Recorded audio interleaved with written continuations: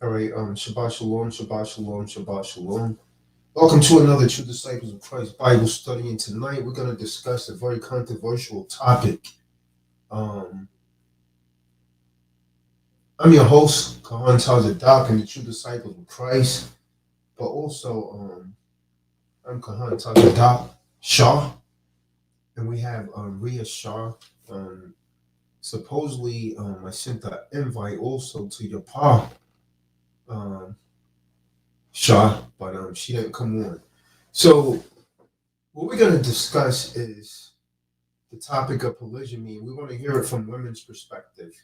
Um, a couple of women that allegedly disagree with it, and a couple of women, if your pa decides to come on, if not, we'll get someone else, like maybe Lena is listening in the background. She'll come on. I believe she's with it. I believe Alicia is with it. So if no, she doesn't come on, I'll send a link to one of them. But I did send a link to her the same time I sent it to Rhea um, earlier today.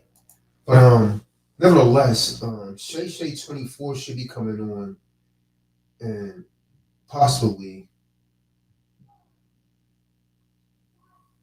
she said I'm putting her on the spot.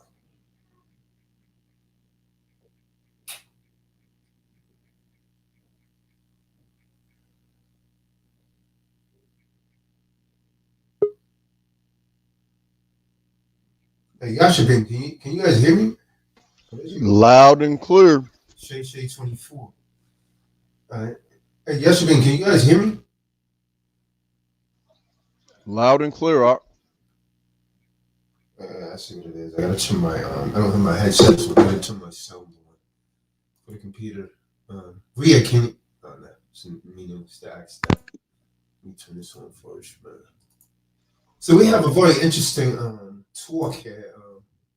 Hopefully, I could get Michelle on the Egyptologist as well. Hey, Benaya, can you hear me? Con, can I be heard? Yeah, no, yeah. Uh, So hold on, let me see if I could get Michelle on here as well. So, Shay, I know you say I'm putting you on the spot, but I'm really not. You're just giving your perspective as to why, you are against polygamy, and you also say that, I believe you said polygamy is abusive. Um, and well, can you remind us of what you said about polygamy the other night there? Shay, say you said it was abusive or something like that, or spousal abuse. Uh, some terminology you I used the said, other day.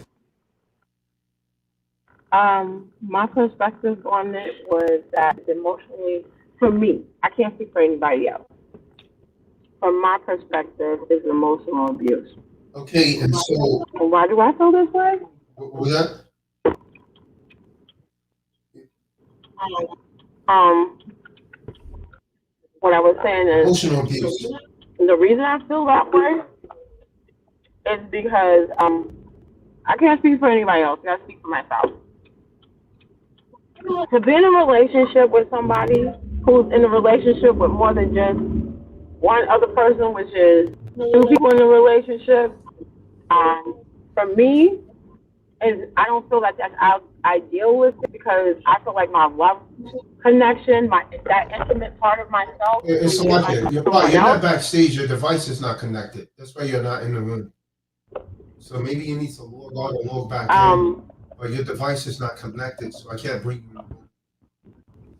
All right. So are you speaking no, I to was me? talking to your pop. So Rhea, can you hear us? You need to make sure you can hear us. I can hear you. I'm talking to Rhea. For myself, oh, okay. Rhea Shaw, can you hear us?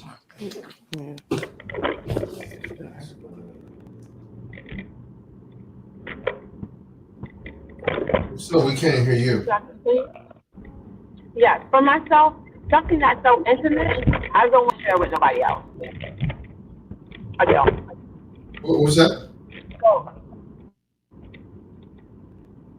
Did you hear me? You can't hear me? No, you said something about being intimate. Right. To me, a relationship is very intimate. And so, sharing as a partner, my intimate partner with someone else, I emotionally, I can't do that. I'm not emotionally equipped for that. To me, that would be like damaging me emotionally to know that this is what I'm doing, to know that this is what I'm doing. Can you And guys hear purpose me? is not really just to me, But I can but, hear you. I'm sharing this person with someone else as well. Right, but then my I can't hear you guys though.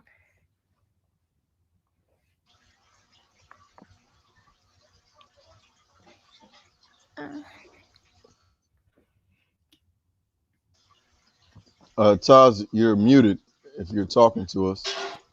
So can hear you loud and clear, Rhea. So the problem is setting on your computer.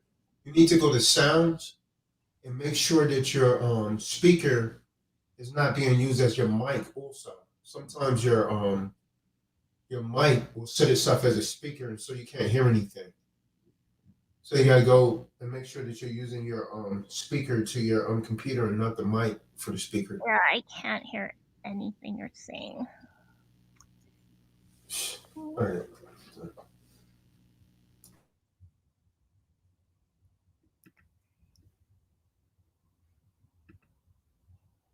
Hang on.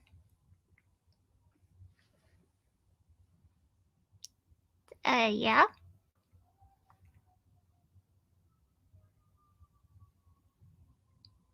Oh.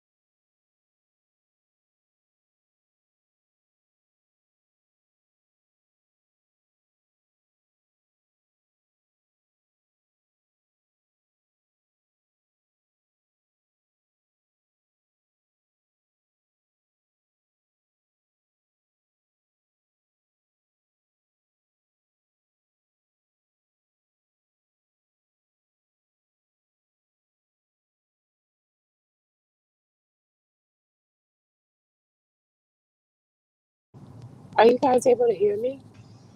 Khan, you can be heard. I think Tazak's just working on the technical difficulties in the background. Okay, I just hooked up some headphones to try to drown out the background noise You ain't and make have sure I any. can hear you. Okay.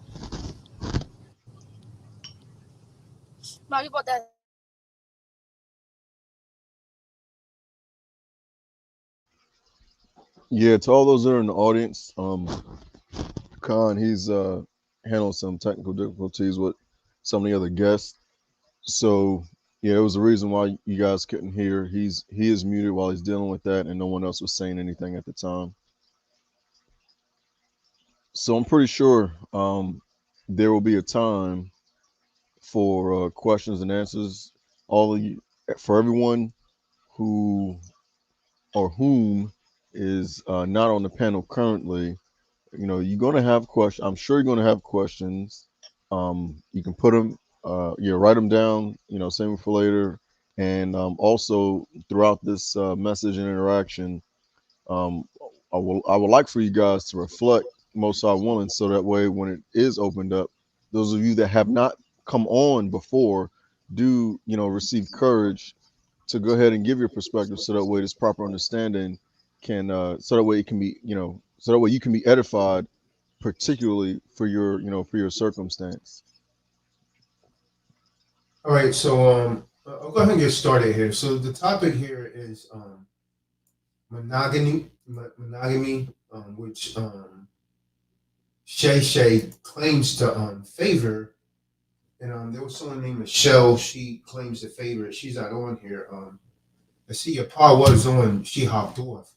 If your pa is not going to stay on, Alicia or Lena, if you're listening in the background, then you could come on. We want a sister, another sister besides Rhea that see the benefits of polygyny, and we want at least two sisters that's actually that has an adverse perspective. Oh, Lena's right there. So if that's actually Lena, Lena, you could come on if you're in favor of polygyny. So what we want here, we want at least two sisters that's actually in favor of it, and two that isn't. And I know Shay Shay claims that she's not in favor of it, and there's an Egyptologist sister named Michelle. She said she was giving me her reason why she's not in favor of it. So what I'm going to do is I'm going to go into history, monogamy and polygamy, because a lot of these women, they think that they know the origin of both of them, but I could just determine how they articulate themselves and how they're expressing themselves, that they have no idea about monogamy nor polygyny, right? So first of all, I'm gonna tell every woman that's against polygymy, you was made that way by so-called white society, because the origin of monogamy started with Edomites, that you refer to so-called white people under the Roman era. It was forced. They forced people to stop engaging in polygamous relationship. They made it a law.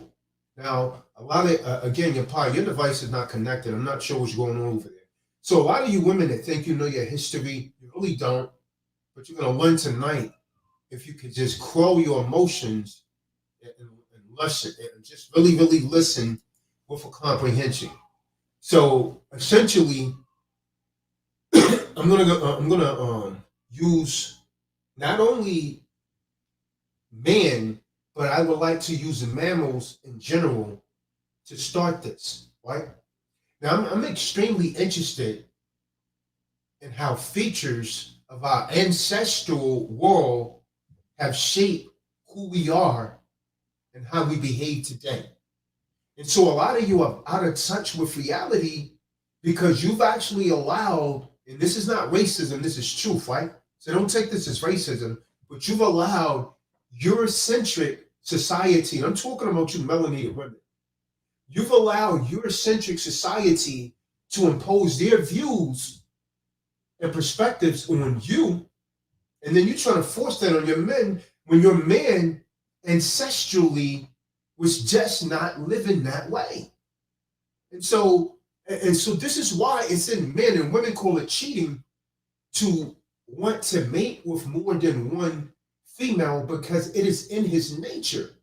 For every so-called black woman, every so-called Hispanic woman, every so-called Asian woman, because I'm gonna tell you, polygyny was practiced widely in China as well until they outlawed it. So for every woman that's saying that she's against it, essentially what's happened is you've been westernized, or should I say Europeanized. And this was done by force, and it started with the Roman era. Now, so polygyny and our ancestral connection, I'm going to touch on that a little now. In examining, a lot of these women, I'm against it. We just wasn't raised that way. We was raised in the West. Well, roger that. But it's been bred into your genes, right? Because this is what our ancestors did. So, but when we examine this pre-westernized societies that exist around various parts of the globe, and don't believe me, everything that I'm gonna give you, I challenge you to go and check it out for yourself. So around various parts of the globe, along with evidence regarding the mating of pre-agriculture humans, right? You see paintings and so on and so forth. pictures of polygyny, right? You see polygyny in humans. See, when a man, to those of you that's not really clear what polygyny is, you probably use a misnomer of the word polygamy, but the word is really polygyny, right? So polygyny is when a man has more than one female partner, right? He has more than one female partner. And this has actually typically been a lifestyle for many of our ancestors, right? In fact, people like Shay 24 and Michelle, they're saying, well, this is not a society for polygyny, right? But you see people doing what they refer to as cheating all of the time. See, the Most High doesn't call it cheating, he calls it adultery, right? But monogamy typically comes from institutionalized, but polygyny comes from something that was already in the nature of man. So what do I mean? When you find most people that follow monogamy, it's because it's tied to some religion, mainly Roman Catholicism, which poured into all forms of Christianity. So this monogamy that Shay 24 is in favor of, and Michelle, it largely follows from monotheistic religious connections with a certain urbanization, right? That's really the history of it. It started with Rome. So in early history, the early history of this monogamy, but a lot of women are saying, oh, nah, it's just not right. And Shay was saying that it's, I believe she said it's abuse or what have you. Emotional abuse. Yeah, emotional abuse. So it's hard to say exactly when humans begin gravitating towards a single long-term, even life-term partner. Most scientists, not just religion now, most scientists seems to agree that it started early in the process of human development, right? So one of the reasons that people engage in monogamy is that they want a partner that will be faithful. This is what these religious institutions are saying. Well, if you stay with one partner, they'll be faithful. But we're finding out that there's nothing further from the truth, because 50% of all monogamous marriages end in divorce. That's 1 in every 2. They end in divorce. 60% of second marriages end in divorce. So when did sexual, because when we look at the animal kingdom, General Yashabin, when we look at mammals, there's a dog or any mammal that you know, it's only a few. I've studied, I've researched this. There's only a few mammals that mate with just one female species, right? And usually in the mammal world, the male is always bigger and stronger than the females. If we take elephants, for example, an elephant usually weighs a couple thousand pounds more than the female elephant. And so it is with man and woman. The man is usually bigger than the woman, unless she's overweight. So when did this monogamy that Michelle and Sharon say that they're in favor of, and many of you other women, take place, takes precedence over sexual polygyny? Because man would go out and he would mate with many women, right? And I can tell you when. It seems that Christianity even did not always tout monogamy as a proper traditional form of marriage when you do history on it. See, many men, we could go to the, remember, Christianity comes from the lifestyle of the Israelites, of the Hebrews. And so when we go to the Bible, which is supposed to be the book of the Christians, you find at least over 40 different occasions why a man has taken more than one wife. And it's pre-Bible also. So we can take that back long before 6,000 years that men was actually practicing polygyny.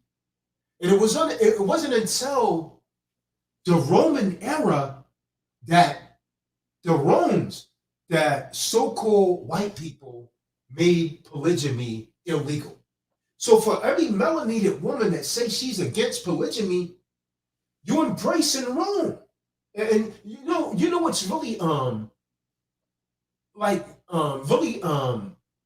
degrading about that is that most of these women that claim to be against it are screaming something like Black Power or Egyptology when you don't even really know your own history.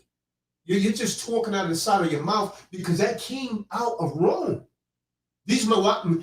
Rome made it illegal for people to engage in polygamy anymore. Prior to that, even Christians were actually engaged in polygamy, even in the United States. The Latter-day Saints was doing it way back in the 1800s. But it was the rise of the Greeks and Romans, right?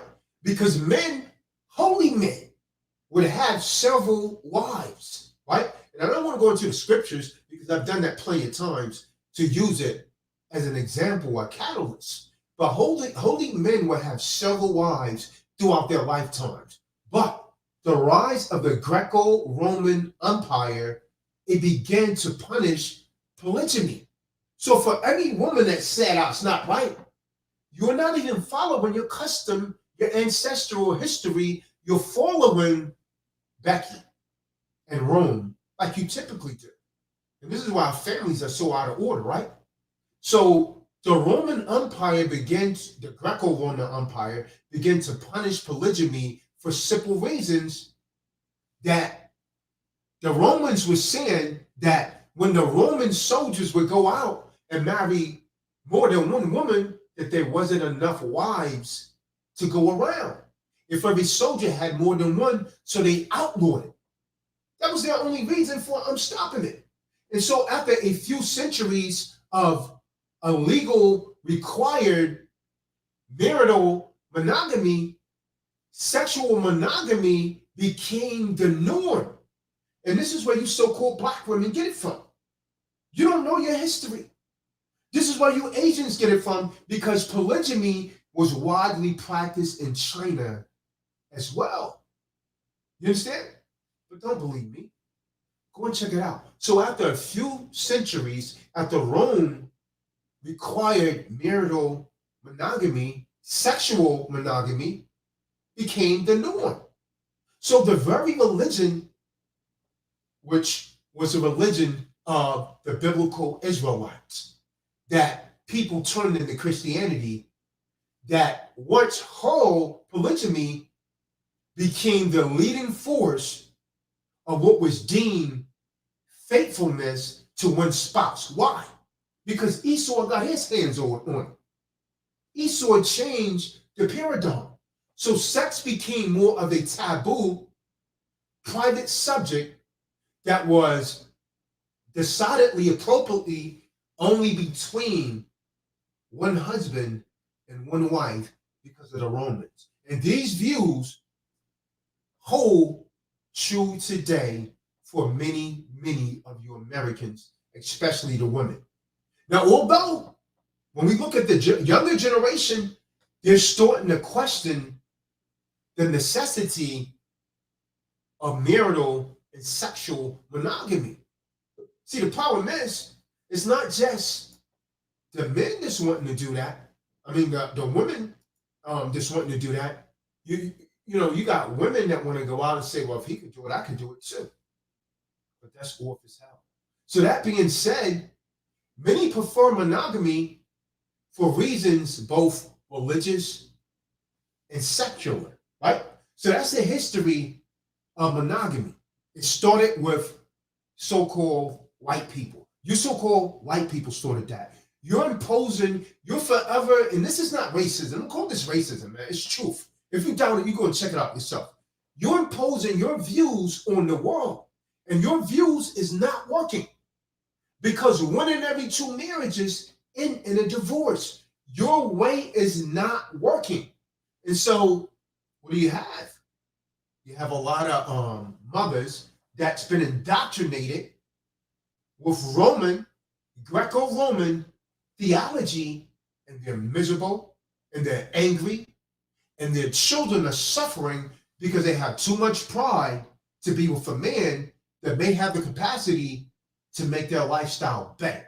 But she would rather let her children suffer and she get herself a rose, as Felicia so blatantly put out last night. So she go and get a rose, or she go and get herself another woman, or she plays the harlot. Now let's talk a little bit about the history of polygamy. I talked about monogamy, then we're going to open it up. So hold on, Clean. I got to get this history out here. We're going to do this decently in order tonight. So the history of polygamy dates back a long time ago, right? And it's been practiced for many centuries all over the world. So why are women acting as if this is something new?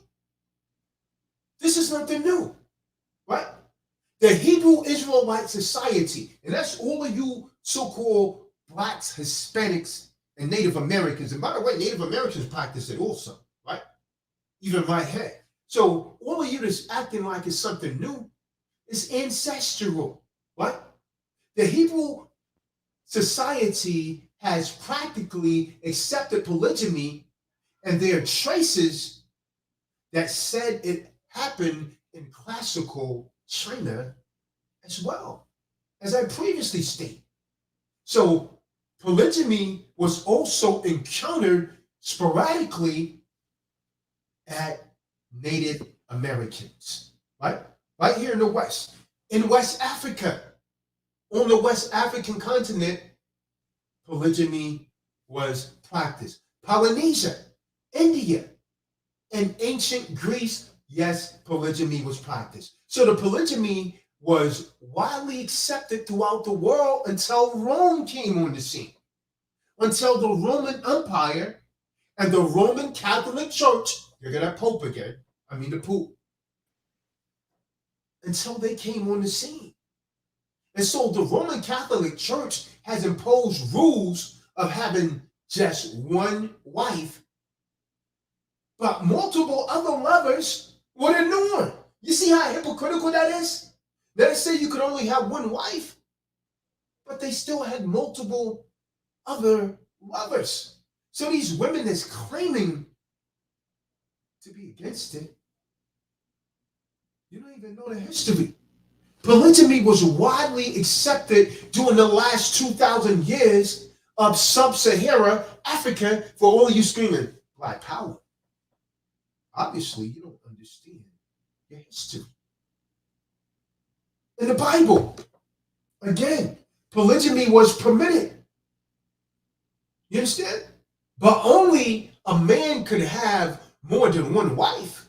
If a woman would have more than one husband, is considered as adultery throughout the Bible. Stop me where I'm going. It's considered adultery. You understand? Throughout the Bible. So in the United States, polygamy was allowed back at the early years of its history of the Church of Jesus Christ Latter-day Saints, which are also known as LDS, right? Right?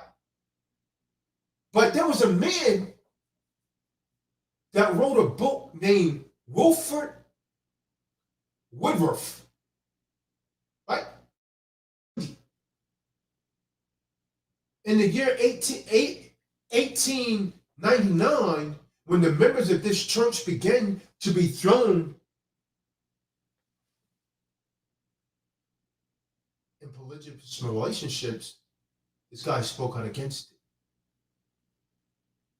So it lasts until they passed laws in the United States and they started to prosecute Latter-day Saints, Mormons, for being in polygamous relationships. If you look at historical China has an even more interesting history to tell. See, back in those days, a child was considered to have more than one mother. A child could have up to 4 mothers. The biological mom was considered to be the first wife. The first wife was considered to be the biological and official mother, right? In their official language, they would call it big mother, right? While others were unofficial mothers. They were called the little mother. So there was either called the little mother or the aunt. See, this way, the polygamous marriages were generally made out of one man and wives. The main wife was called the queen wife, the first one.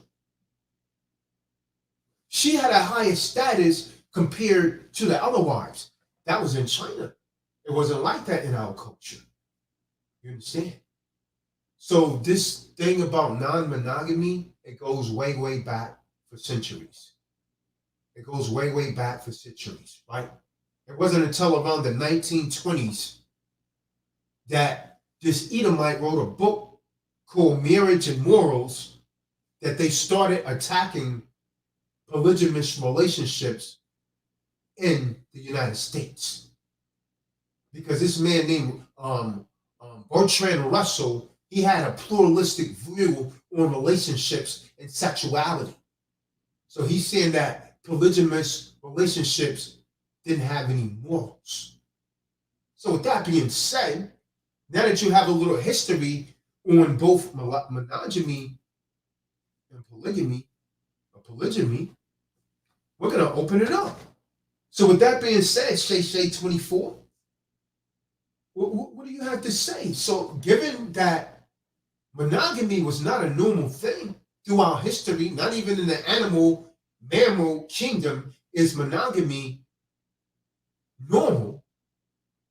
Given that, what do you have to say, Shay 24?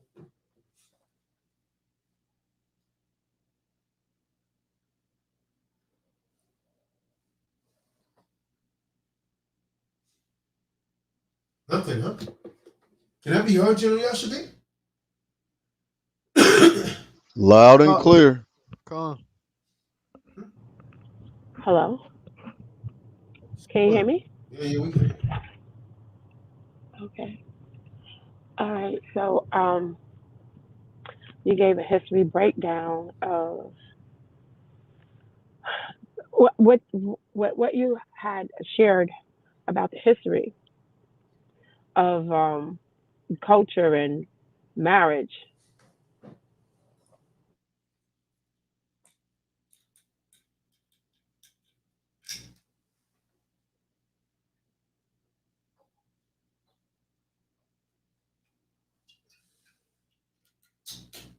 You went out, Shay.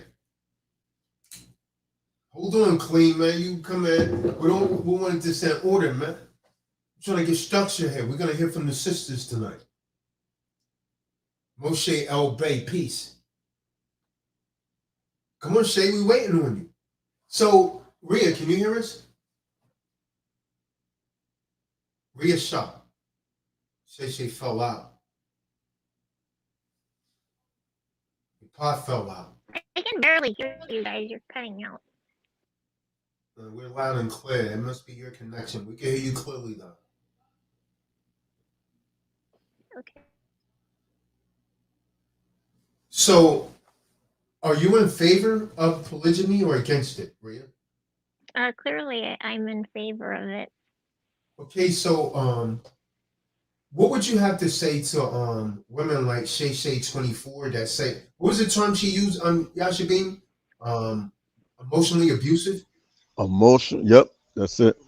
So what do you have to say to I want you to keep in mind, Rhea, one of the things that I notice is that women that's telling me that they're against it, there's two things, both women that is speaking against it that I know that have in common is that they're not in a relationship right now and they have children. They're not in a relationship and they have children, yet they're against it. So what would you say to women that say, hey, well, I'm not for anyone that gets, because I've heard a lot of the things, they insult some women, they say, oh, well, girl, you're stupid, and so on and so forth. But meanwhile, these women that saying that are clearly not happy. They're clearly not happy. Or, you know, we could use the other type of woman that may not have any children, but she has a rose, as Felicia was mentioning last night, and you know what she does with that rose. So, Yeah, I what would you didn't say really to believe that she's not Christians like that? I didn't really believe that she was using that and not you know, thinking that she was being intimate with somebody. Yeah, that was a lie. I knew that. That was a lie. Yeah, that was obviously a lie. Right. I don't know anybody that would just like go for feeling. That's kind of weird. Yeah, that was a lie, and I realized that. And hopefully she's in background. Maybe she'll come on here tonight. She said she was against it as well. But Saria, my question, what do you say to women that say that they're against it? Like, what could be? What do you think some of the benefits, or what do you know some of the benefits of it may be?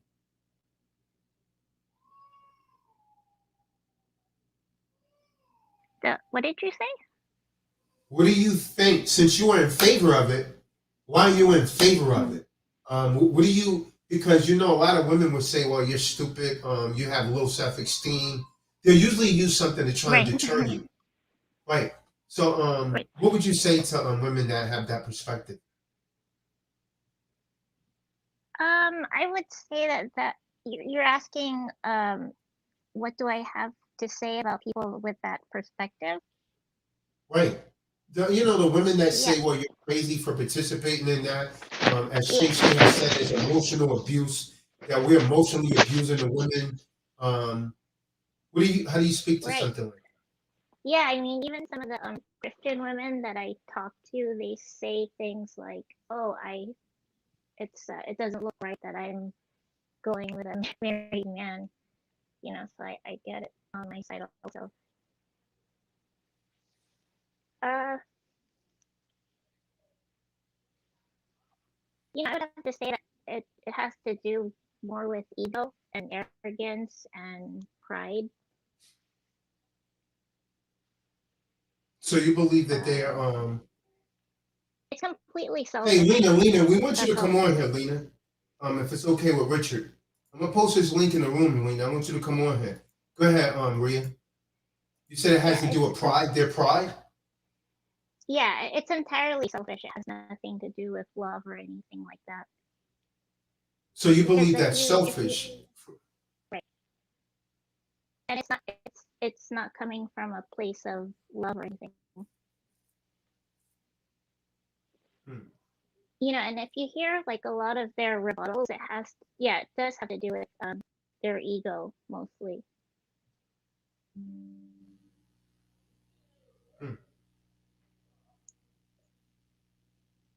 It has nothing to do with the man, you know, or anything like that. Right. Yeah, because you know, they're just talking about their feelings. Hmm. So they say 24. Did you hear what Ria said?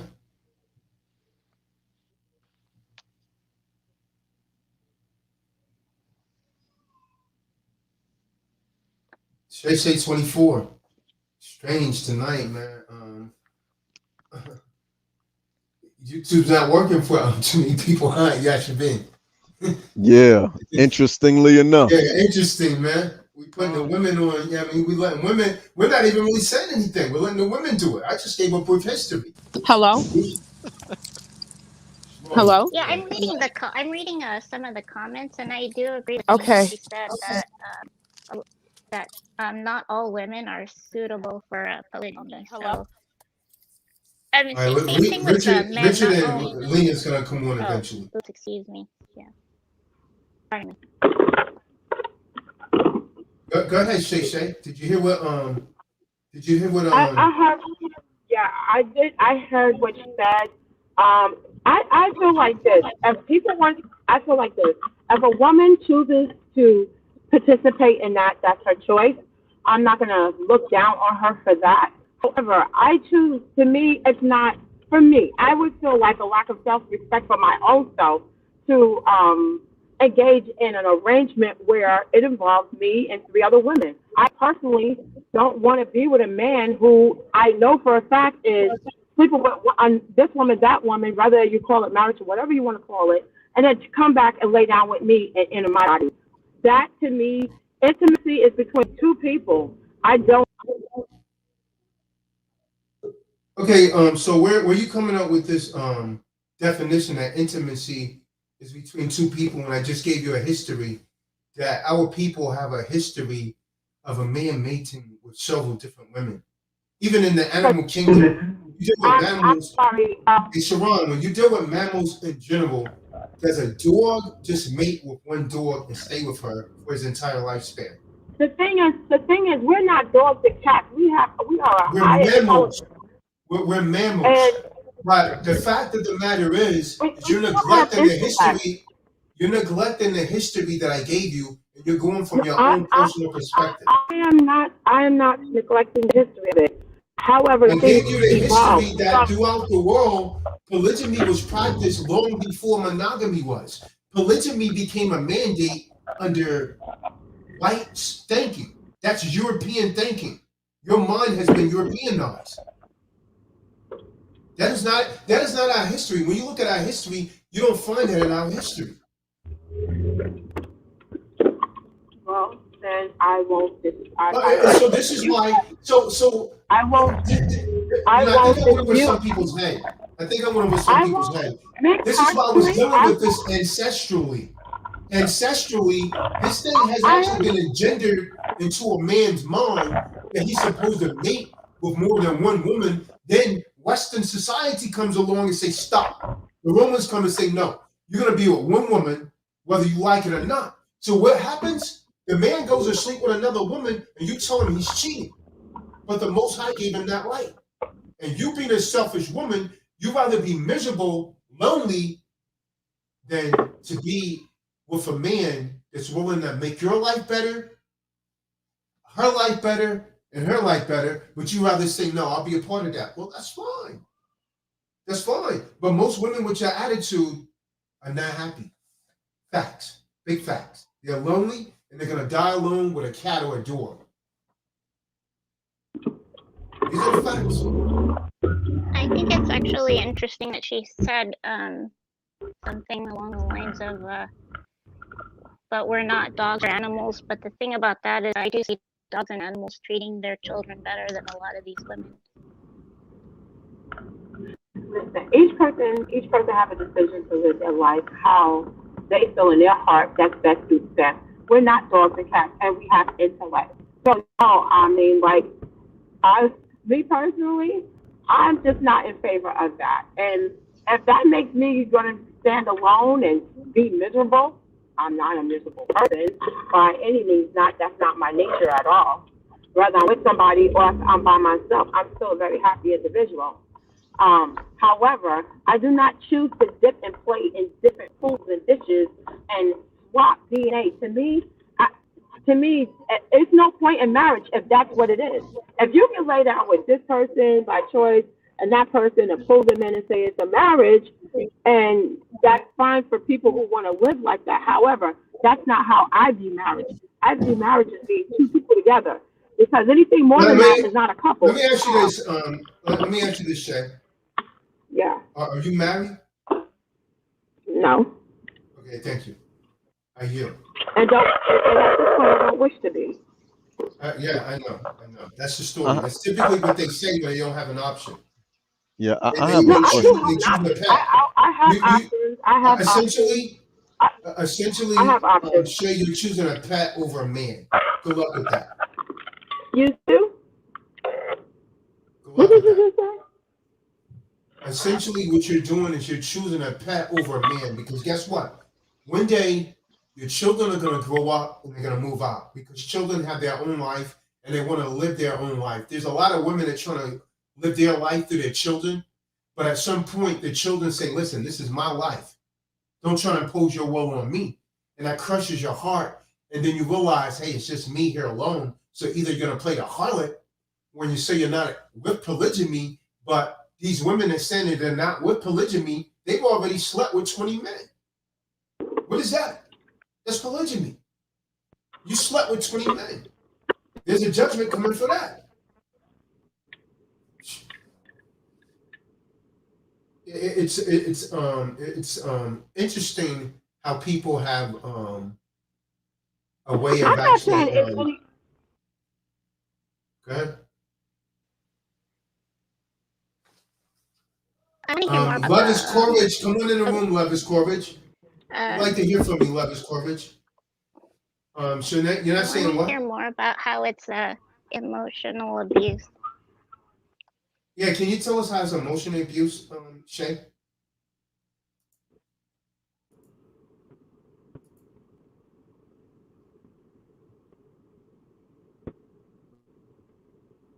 How's it emotional abuse, Shay 24? Con, and I have something else after she answers that to help her, or I just want to make sure she understands that the way that a man has more than one partner, you just don't go from one to the next in the same day. Like she's making it seems like she's making it out to be something that's no longer sacred, but there's rules to this. You're not supposed to lay with more than one woman in the same day. I mean, it's like that for a reason. So, yeah, go ahead and come on and expound on how it is emotional abuse specifically.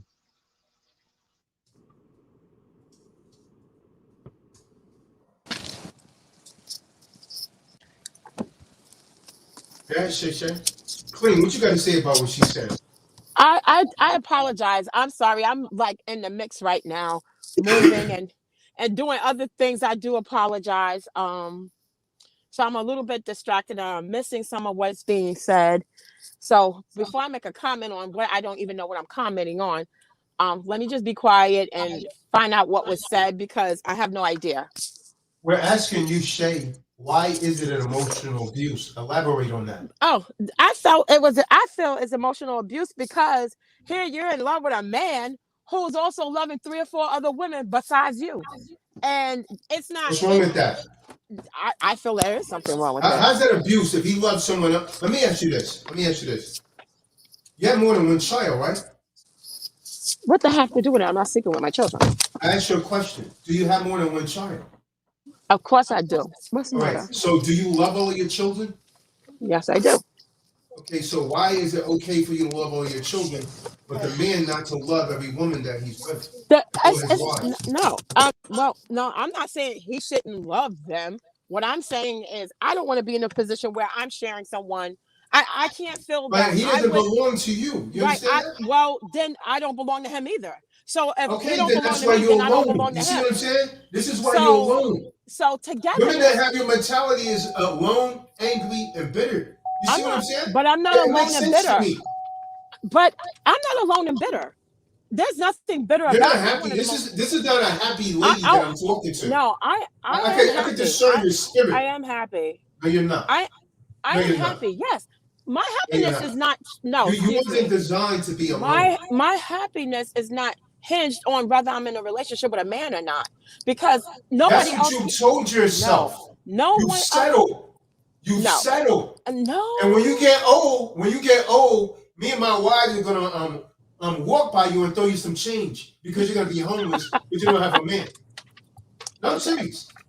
I'm serious. Simple like that. Throw some change. To be honest with you, happiness is something This that is the you thing. either are let me or tell you are not. It does not Ron, have anything I'm to giving do you a with somebody realistic else. perspective here, right? Unless you're grossing at least somewhere around 120, 150 you're gonna be homeless if you don't have a man. And you can like that, understand it, believe it or not, because you could. I went over the demographics last night of the salaries. The average woman in America is making less than $56,000 a year. That's the average woman right there. So unless you're making somewhere over 100 and you're putting something aside and you don't have a man, you will be homeless by the time it's time for you to retire.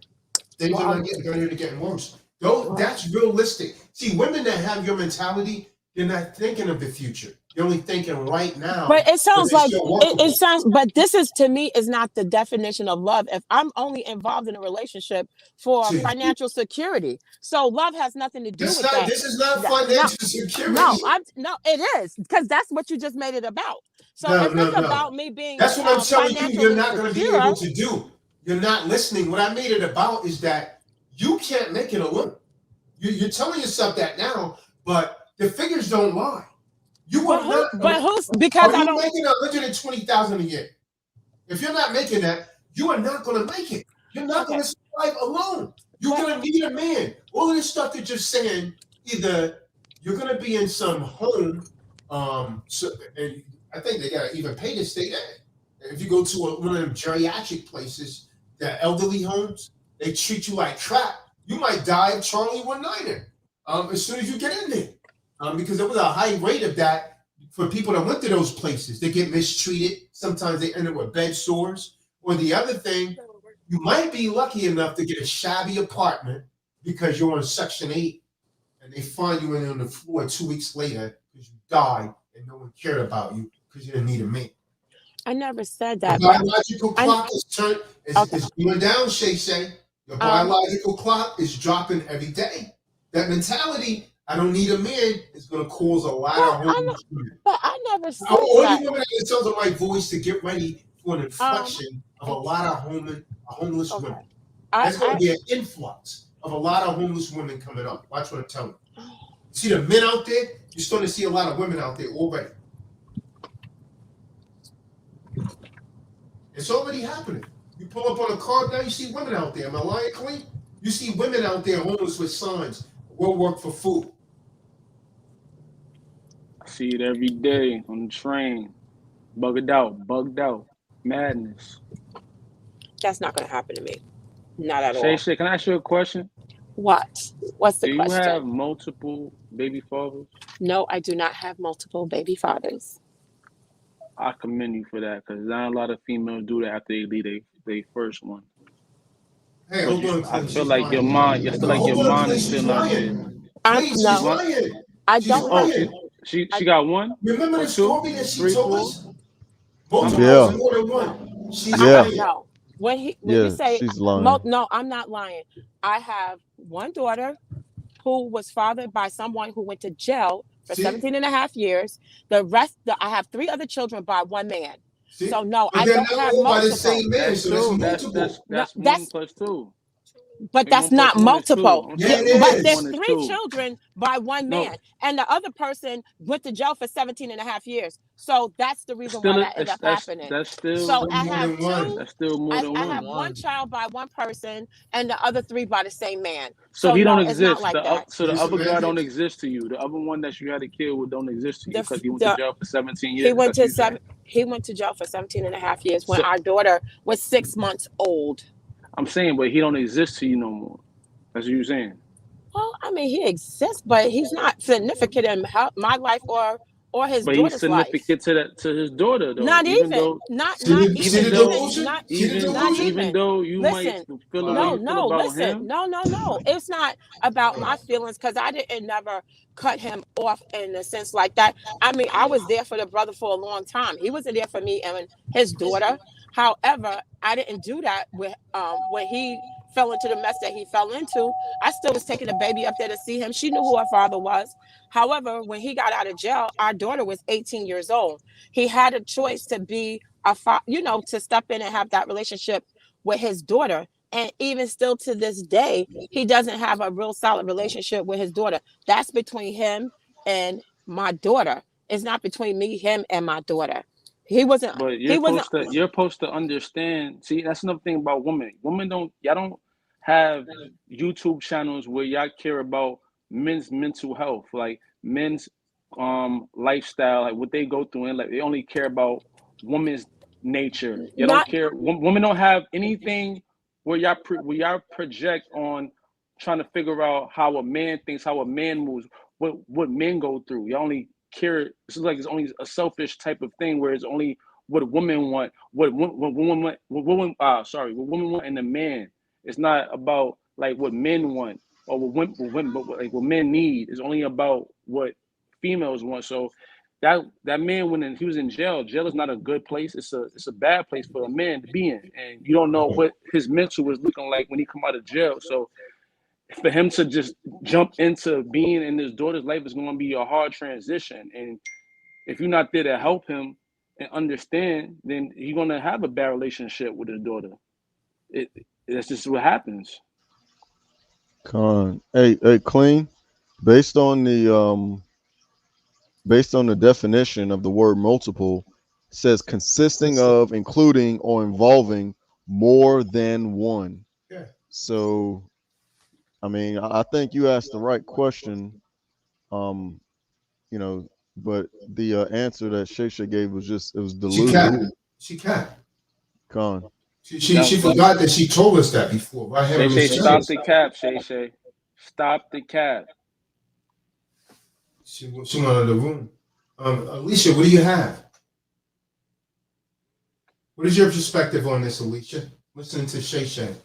Hope this Egyptologist sister come on here, Michelle. Tell her to come on. But you can't hear nothing tonight, huh?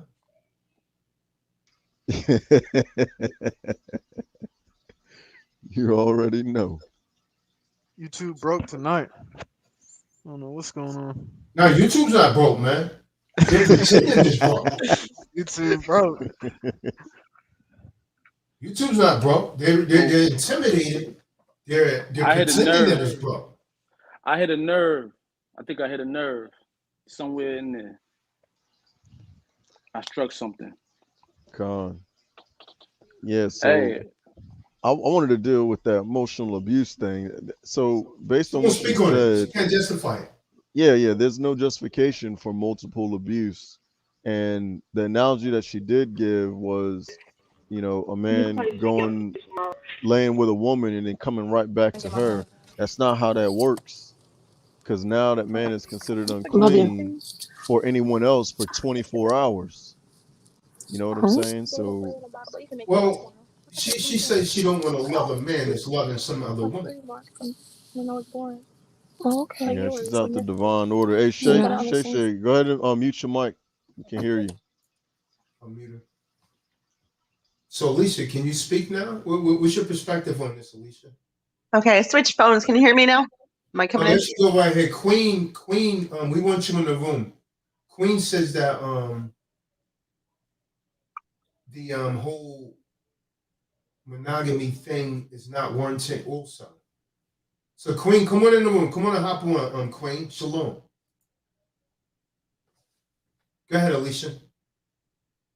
Well, what I've seen from my experience, although I'm not in that sort of relationship, I'm single as of right now, is that in looking in my history, that I'm not convinced that I've ever been in a monogamous relationship. I think that I was so-called cheated on in every situation.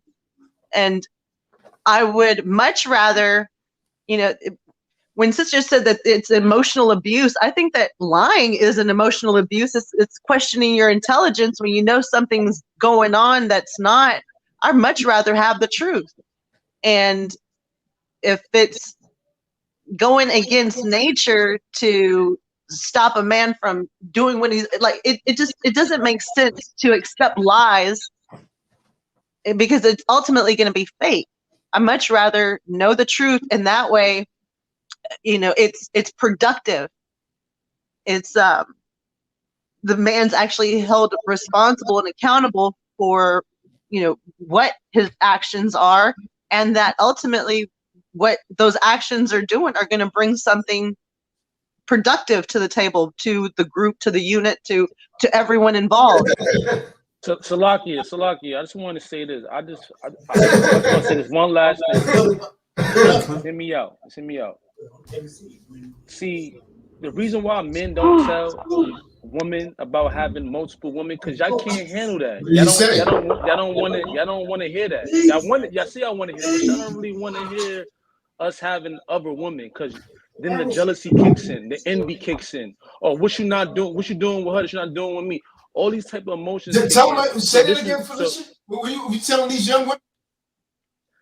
So we don't tell y'all the truth, because y'all don't want to really hear the truth. Y'all act like y'all want to hear the truth, but y'all don't really want to hear the truth. So I guess that's where my questions come in. Like, how does it work? I'm gonna finish.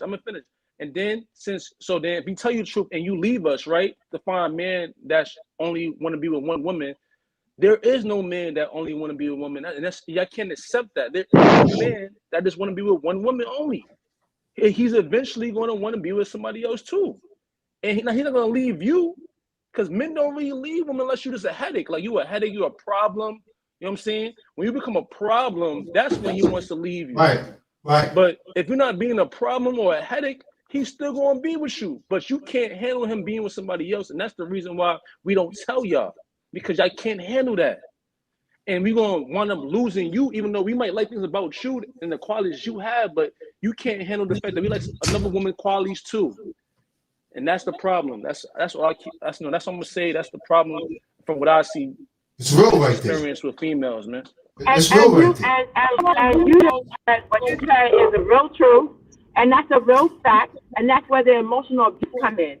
Because I cannot. If a guy's thinking behind my back, then boom. If he's thinking behind my back, that's betrayal. But men, there are some men that is happy with being with one woman. He don't have the emotional capacity or the financial backing to take care of 3 and 4 different families. That lifestyle is not suited for everybody. Okay, so I'm not saying if a woman chooses to be in that, I'm saying it's wrong with her. I'm not saying she's stupid. Listen, that's her choice. I just don't choose to do that. Shay, you know the men that's comfortable with being that? Men that's raised by women like you. Those are the only men that's comfortable. Because it's been indoctrinated into their mind. Like me, because it seems to be the normal thing for two people because your son, because your son, since his father is not in his life, is going to be taught what you teach him. And I'm going to tell you straight, one day his nature is going to go against that. No matter what you do, you cannot change the nature of someone. So you can try and mold him into that, but he's still going to go out on that woman one day and be with someone else. It's his nature. It's his nature. I went over reproduction last night. Why a man could go out and get 3 women pregnant in the same night. And once you get impregnated, you stuck for 9.5 to 10 months. Common sense right there. Science alone is telling you that we're biologically different. We're mentally different. A woman cannot go and be with 3 families at once and take care of all of those families like a man can. We're not designed the same mentally. A woman cannot be emotionally involved with 3 different men at one time like a man can. She's not designed that way. And so we have to come to this reality. Men are not actually taking care of 3 families. The women actually taking care of the families as far as the hands-on. The men are supporting those families. The support, the financial support comes from that. But there's a lot of hands-on from women as well.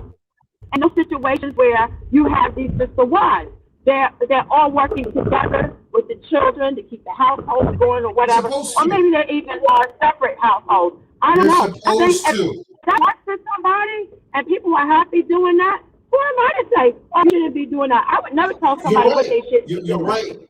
You're right. I would never. Who are you when these women are much happier than you are? I would. These women standard are living much higher than you. But what you don't understand, I don't need a listen. That's where we forget, because you do need a man. Don't come out of your face and say you don't need a man. You do. Either you're gonna get with a man, you're gonna get with a woman, or you're gonna get with the rose, or you're gonna be homeless. That's it. Bottom line. What I'm saying to Bottom line. you is, and what I'm saying to the panel is, I don't need a man to make me You're happy. in your emotions again. You gotta tone it down. Well, we cannot have, we're trying to have an intelligent. Why is she talking so loud? I have no idea. The No idea. emotions, man. We're gonna bring her back in, man. We're gonna listen to her and see what she has to say. Maybe if I stop talking, she'll turn it down. Oh my God. Hey, Tyler, you mind if I chime in on this conversation I keep? Yeah, let her finish for a second. She's still talking. Go ahead, Siobhan. She's still talking. Okay, let's please, if I'm loud, I apologize. I have headphones because I'm driving. So, no, I'm not in my emotions. When I come on this channel, I'm being 100% real. I'm not going to ever come here faking a front and wearing masks. I have learned to be happy within myself. So I don't need an outside person to make me happy. Now, can that person add to my happiness? Of course. But it's just for myself. The way I see things through the eyes that I see them through, I would prefer to be in a relationship that's one-on-one. I don't want to be in a relationship that's 1-on-3, 1-on-4. I don't want that. I'm not saying there's anything wrong. I'm not saying there's anything wrong with women who do that. If that's what fits for them and it makes them happy, so be it. Hey, Siobhan, you ever see the lifestyle of a tiger? You see the lifestyle of a tiger and a lion? Do you know the different lifestyles between a tiger and a lion? A tiger and a lion? Yeah. Do you understand why a lion is referred to as king of the jungle? Yes, I do. Why? Tiger's bigger than a lion. The average tiger is bigger than a lion. But so why is a lion referred to as king of the jungle?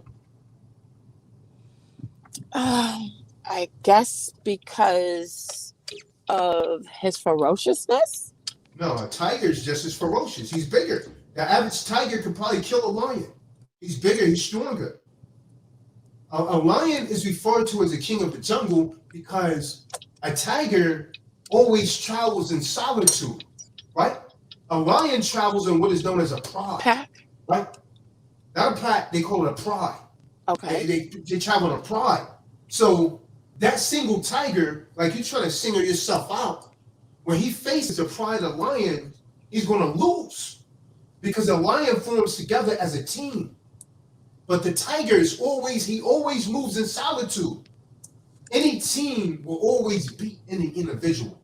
So it's the same thing with a polygamous marriage versus this monogamy that's been forced on us. And so what's going on today, there's been an influx of men waking back up saying, listen, I shouldn't have to hide this.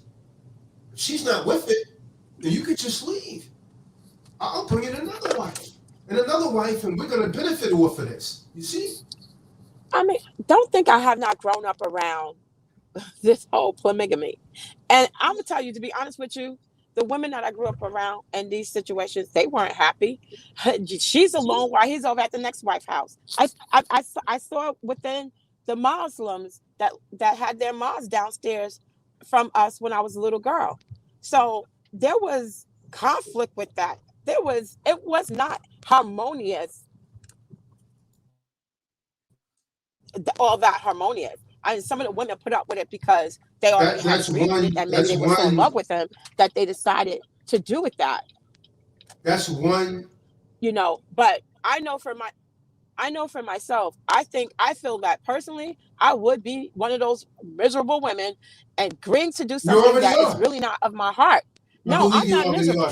I'm not miserable because what I'm doing with my life is from my heart, and I'm okay with it. Let me tell you this, Sharon.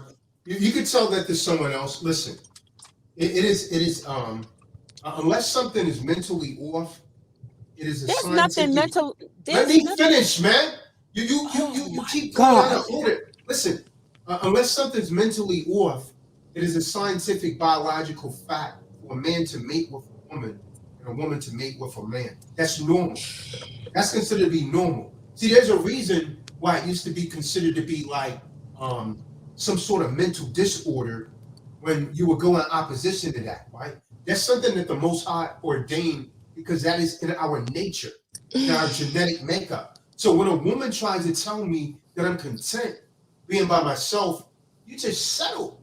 You're not happy.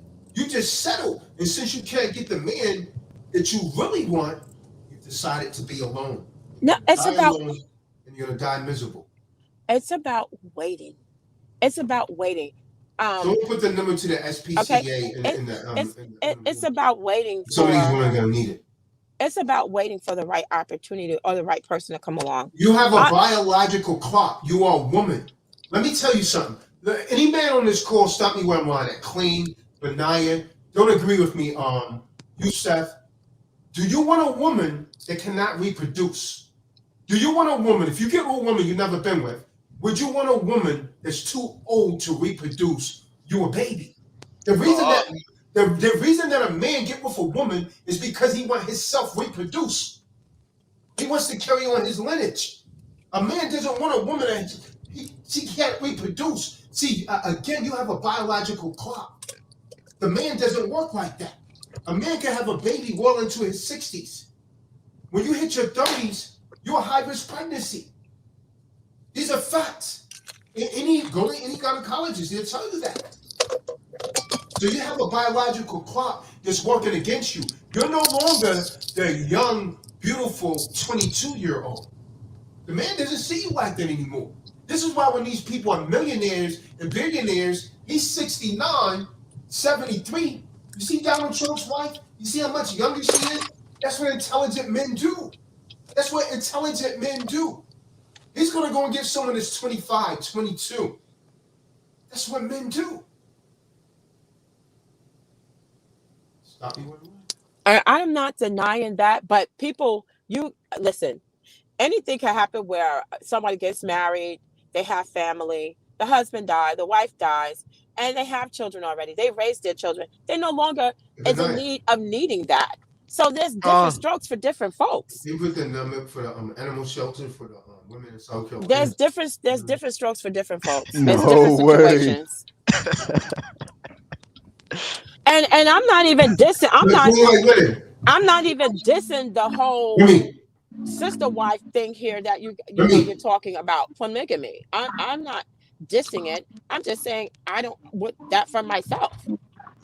All right, fair enough. What happened? We had someone else in here, Nubia. She fell out. Paul, you got something to say? Or you got too much background noise. Alicia, we've been trying to get you to say something. We can't hear nothing from you. Nubia, you was in the room. You fell out. Come back in. By the way, Judah, go ahead, King. Malachiah, go ahead. Hey, Shalom. I just want to say, keep going hard. And I just pray for Shay someday she'll get a righteous man and change her ways. Like, I think the way how she come up is deteriorating the mind of a righteous man versus a worldly man. So, Shay, it's on you, sis. One day you'll find out when you're alone, you're going to want a real brother to guide you. That's if he's willing to support your children as well. So I yield with that. It's going to be too late then. You know what kind of man's going to want her? A man that's happened to pee through one of those bags or something like that. He's not going to want to get busy.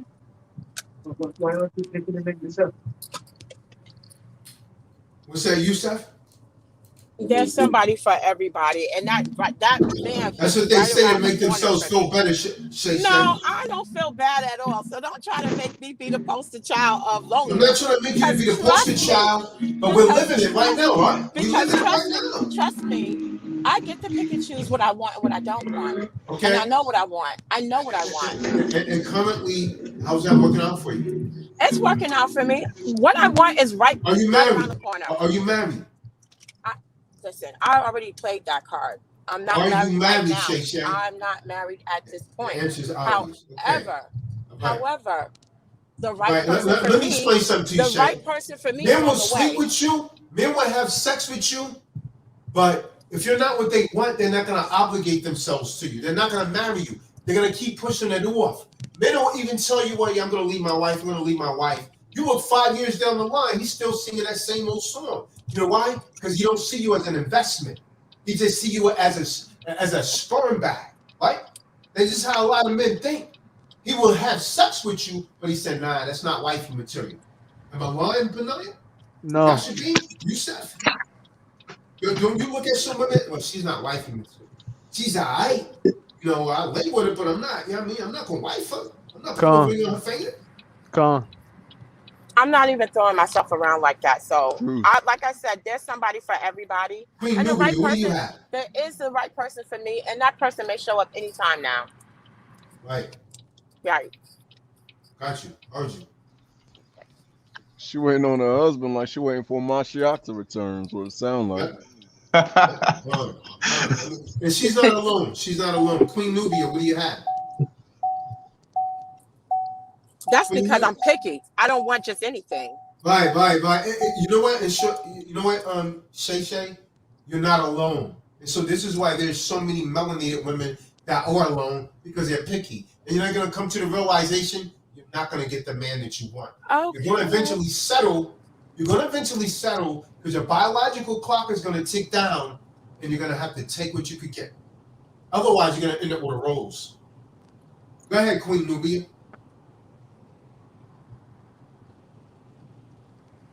You too broken, huh? You too broken again, Benai. I guess so. Yusef Rahim, what you got? Yusef Rahim, what you got, man? Website don't work, man. Yeah, man. Mike's not working, huh? Damn. Someone call Best Buy, man. Send these people some mics, man. Can you guys hear me? Isn't it ironic, man, that only the females' mics are broken? You guys notice that? Yeah. Every single person that had a problem with the mic has been a female. What the? David D. Don't swap, man. Go ahead, Alicia. We can hear you. So, just like in the Lion Kingdom, right? Since we're making this comparison, you know, that they're stronger in a pack. Not all of the male lions are the leader of the pack, and not all the male lions get get multiple, get to have litters with multiple lionesses. So, and they get knocked off their block. So, does that also mean that not every man out there is designed, like there's men and there are some kings? I think that it's like the term is getting tossed around a lot. Men are normalizing calling each other king. Everybody, oh, hey, king, hey, you're a king, and you're a king, and every man is a king. But I think all men are men, but not all men are kings. Am I right or wrong there? Wrong.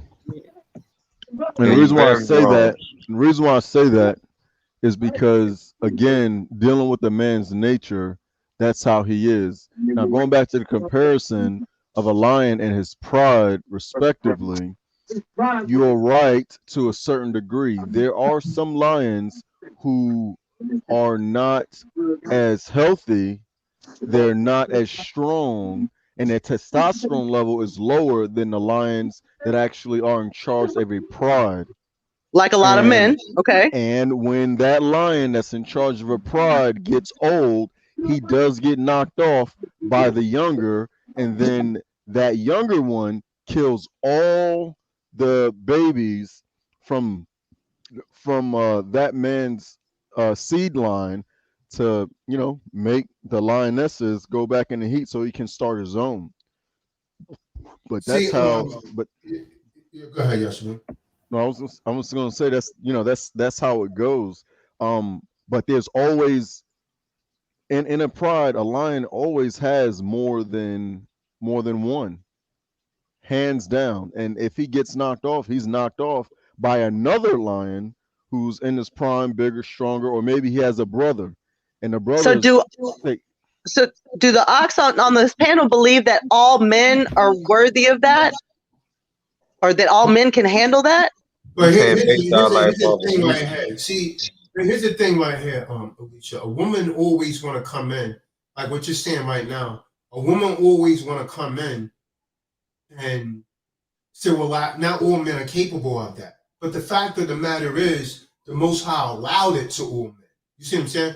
Because when something's forbidden, the Most High say, thou shalt not, right? Now, we know all men don't have that capacity. Why? because many men was raised by you single women.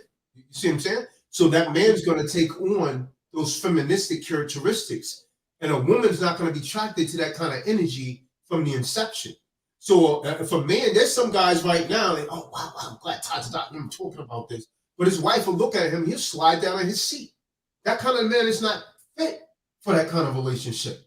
It's not in him. And he'll never be fit for it because he's been molded. You know, there's men like Shay said that have been taught to believe that this is wrong. I know because they've come against me. Man, that's wrong, man. What do you think if she had, you know what I mean? Think about the Moors. The Moors believe that a woman should have more than one husband.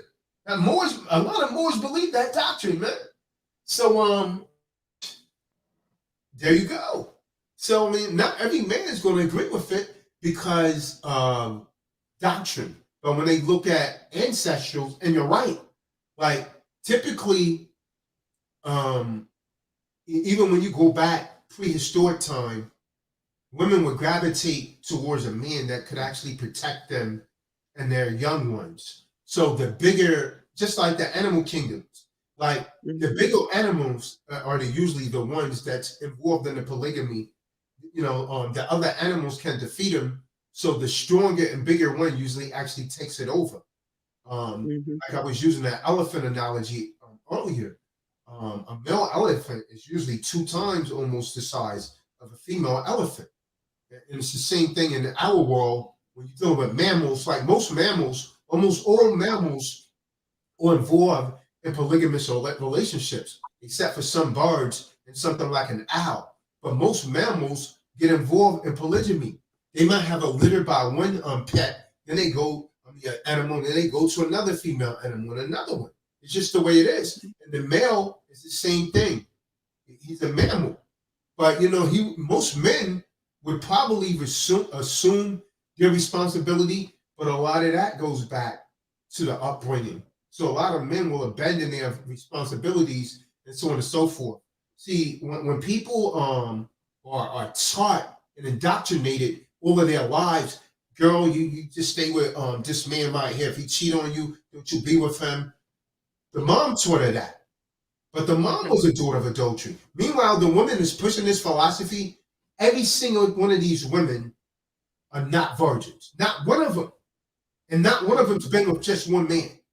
But they're saying polygamy is wrong. Well, you're a damn polygamist. You already had 10, 12, 15 different penises in you. You're a polygamist. You're just not with them all at once. But some of you did. Some of you, and it's been proven that women commit adultery just as much as men. But they just do it more deceptively. They plan it out much longer so they don't get caught as much. So the same women that are saying they're against it are really hypocritical because they've already engaged in it. Unless you've just been with one man, then you too have been a polygamist. And guess what? You're getting judged for that.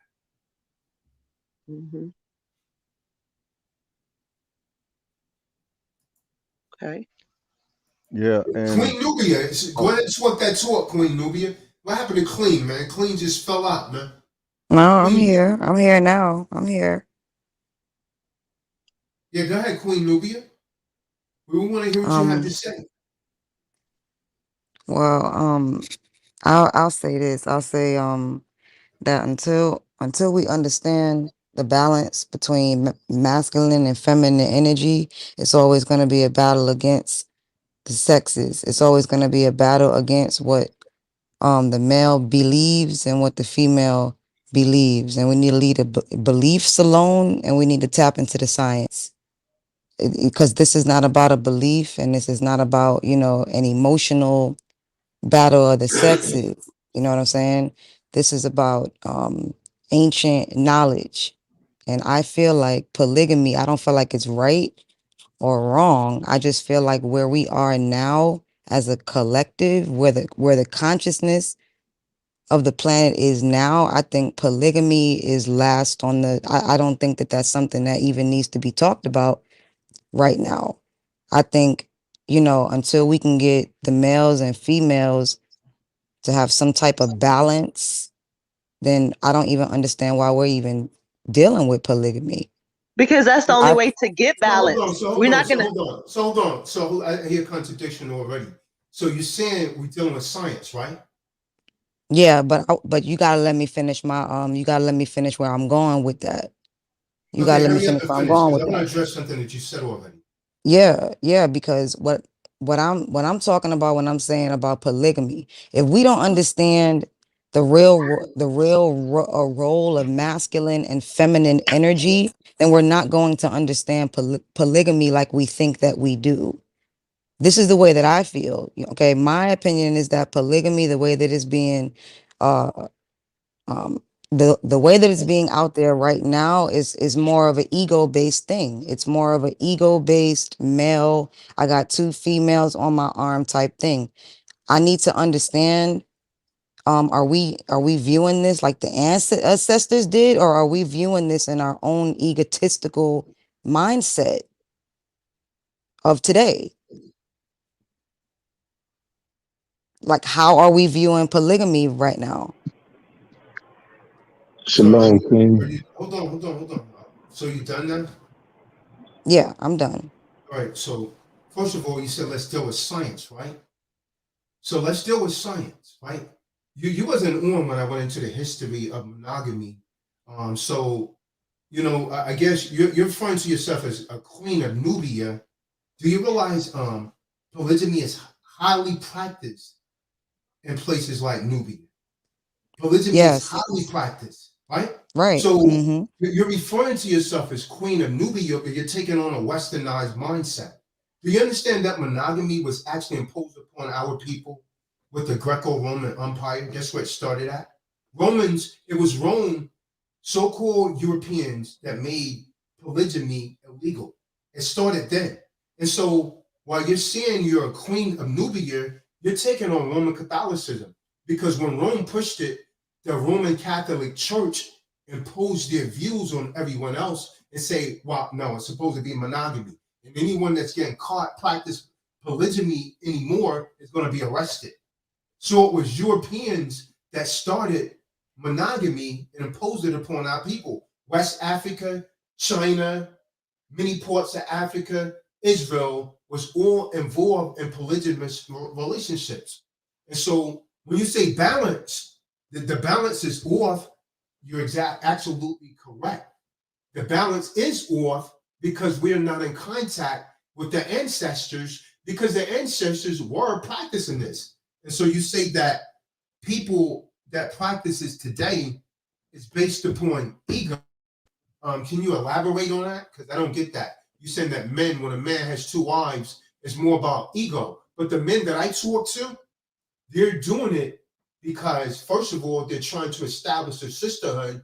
And secondly, they're trying to all come together collectively and pave a better lifestyle for themselves and their children's future.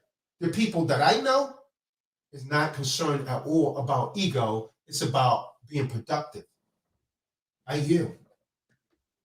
Right. Now, I never said that. I never said that I was with. I mean, I never said that I'm against polygamy. You know what I'm saying? And I'm definitely not going with the European mindset. That's not what I'm saying. What I'm saying is that today it does not seem like polygamy is being used in the same aspect as it was by the ancestors. You know what I'm saying? I'm very aware that Nubians, back in the day practiced it, but I'm also well aware that the females are the one that even put that together. It's never been you see, like today it's a male based thing, like what you just said, that the males want, and the males want to have the wives come together. But that's exactly what I'm talking about. That's a male can't be the one to teach a female how to come together with another female. You know what I'm saying? A man can't teach that. A May I female add is something? always going to be that teacher, because a female is the one that can give birth to both of the sexes. So what I'm trying to say is that I think that we need to remember that back in the day in Nubia, okay, the divine feminine was taught and respected. And now today, it seems like everything is flipped over and, stuff is just not correct. It's not balanced. It's not right. What are we doing polygamy for was my question. What is the reason that we have dipped back into that without the knowledge of the ancestors about real polygamy? All What right. is the reason? Okay, you said that a man. You said that a man can't teach the woman. The women typically got with the man's sister for protection and for security. That's been one of the primary reasons for polygyny. There's a lot of societies where women actually done most of the outdoor work on the farms and everything. And so you ever hear that aphorism, a woman's work is never done? The reason they was using that aphorism is because one woman wasn't enough to do all of the work, so she got together with sister wives and they was able to accomplish the work. So man was actually responsible for doing manly things and bringing things into that home. So contrary to popular belief, I would say that the system could actually be very balanced. See, while you're saying you're not in unison with a Eurocentric mindset, you're I'm not. claiming you're claiming you're saying that verbally, but you're not expressing that objectively, because it's a European mindset in general to be against it when our history we practice it. And you're saying that, well, a I'm not woman was against wrong. it. I didn't say I was against it. I never But said listen, that. there is no gray area, sis. See, you can't really talk in cliches to me, right? Either you're for it or you're against it, right? There is no gray area. Esau created a gray area. When we deal with mathematics, everything is absolute. So either it's a negative or it's a positive. It's a yin or it's a yang. It's dark or it's light. There is no gray area. No, The a gray yin yang area, is balance. A yin yang is I let you balance. speak, so let me speak. And they're It's also opposites. A yin and yang is balance, but they're also opposites. They're absolutes. So there is no gray area that you say I'm not for it, but I'm not against it. See, that's when you're talking in cliches. That's semantics. Either you or you're not. See, either you're all right or you're not right at all. If you're doing a mathematical equation, if you get one fraction of that equation wrong, the entire thing is off. I went to school to be an architect. When I was going to architect school, if one fraction of anything was off by even like a centimeter, it could throw the entire stability of the building in jeopardy. So mathematics is absolute. Either everything's all right or it's just wrong. It's not going to be right. So you can't say I'm not for it, I'm not against it, because you're on the wall. So you're sitting on a fence. You're either going to have to fall to one side or the other. That's facts. No, not necessarily, because polygamy back in the day was used for a certain purpose back in the day. What is the What was that purpose for purpose? it today? That's not back and What was forth. the purpose it That's a was used for? legitimate question. What was the That's purpose what it I'm was used asking. for? That's what I'm asking the group. That's exactly what I'm No, asking the I'm group. asking you. Just You said it was used. You I'm said it was asking, but I've been used for a asking that purpose. What was question the to the purpose that it group was since used for? I got on here. I said, but that's the question that I've been asking since I got on here. I said, what are we using polygamy for today? What is the No, I'm purpose? Because asking you, what we was it know what used it for back in the day? You said it was used for a it purpose. Why don't you tell us the purpose, since you think you know? back in the day. It was used for when the men went to war. There was a shortage of Yes, men. that's what it was There for. was a shortage of men. So it was used for that purpose. So, what I'm That's saying not is what polygyny what was are we used. I'm Polygyny sorry? was used. Polygyny was used for financial stability. Polygyny was used for people would not go to war. So two people of different nations would marry to prevent people from going to war. This is why Solomon married all kind of women of the other nations. He was trying to prevent war. And polygyny was also used, again, I reiterate, to make the lifestyle easier on many of the women. That's why it was used. It was But usually Tazadak, you always know what you for can't some do? sort of You can't financial status. disregard everybody else's, you know what I'm saying? You can't I'm disregard the talking knowledge facts. that other people, yeah, but other people are talking facts as well. And You're talking pseudoscience. no, I'm not Okay, talking so any you cite your pseudoscience. sources. Cite me your sources that you're getting this Cite from. me Cite your your No, but sources. Well, Cite me your sources. my sources is the Bible. My sources is the history of Egypt. My sources is the history of China. It's it. Okay. But So all now of you that was cite me taught, and yours. Now you cite me yours. all of that was taught. No, Everything that that wasn't was taught. everything That that was a you're lifestyle speaking that was of lived. was That was a taught, lifestyle that was lived. but So you now you didn't cite live me your sources it. that you're getting your You information didn't from. personally live it. So you can't Give me your you can't sources where you're speak on getting your something that you information from. didn't know. You know what I'm saying? Give me your I'm sources speaking the where you're getting same your information sources from. that You I'm know why you're speaking not the answering me? same Because you're sources coming with that you are. pseudoscience. You're I'm coming with speaking the same pseudoscience. sources. This is ancient Egyptian knowledge as well. It's even in the hieroglyphs. You know what I'm saying? You It's can't in the even read Medu hieroglyphs. header. Hieroglyphs is You a don't dead know what I language. can read. You I don't know know you what I can't. can see. Yeah, You can't I'm read not one of the ones hieroglyphs. that's gonna be Again, you're that you're gonna citing tell. Europeans. You're citing a You don't know European what I'm science. citing. That's How am I pseudo. citing that? You How am I cannot. citing So that? I'll pull How am some I up now. citing I that? want you to read them. I'm going to pull some up now. I want you How to am read I them. citing that? No, you said This you is can what read I'm talking hieroglyphs. about as I far tell you as what, I'm going to put balance. some in it. I want you to read it. This is what I'm All right? talking about as No, far that's, as why you balance diverting? Why you and diverting? as far Why you diverting? Because you're listen, being this is put what on I'm the talking spot. about. You're being put This on the is what I'm spot. talking And you about haven't though, addressed one Tazadat. thing that I said. Right? You haven't addressed Tazadat, one thing this that I is what I'm said. talking So it's about. I studio think science. when you feel threatened, you don't let people have an opportunity, you know what I'm I gave saying? you an To opportunity. You're not saying anything. but you keep Okay, interjecting. so I'm You giving you keep the floor. interjecting. Cite your sources. Cite your sources. I just cited them, and then you took that away from me. Like you're trying to take my knowledge away. If I tell Okay, you that cite your it's sources. in You the haven't cited one hieroglyphs, source. and then you tell Cite me one I don't know source. how to read hieroglyphs, you know, you're being passive aggressive. Like you making me not even want to get up here and tell anybody anything because you're cutting it down. You're not uplifting me. What you're doing Hieroglyphs is is a you're dead like language. Listen, you're not you talking to some novice guy. Hieroglyphs is a dead guys, you language. go ahead, That means you it go ahead doesn't and have a good exist night. anymore. I'm gonna go ahead and get out of here. That means it doesn't exist anymore. That's pseudoscience. Push that garbage over here, man.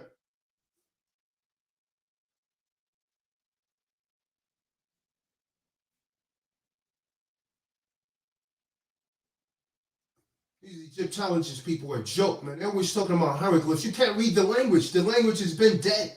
The language don't exist anymore. All interpretation of hieroglyphs come from a European.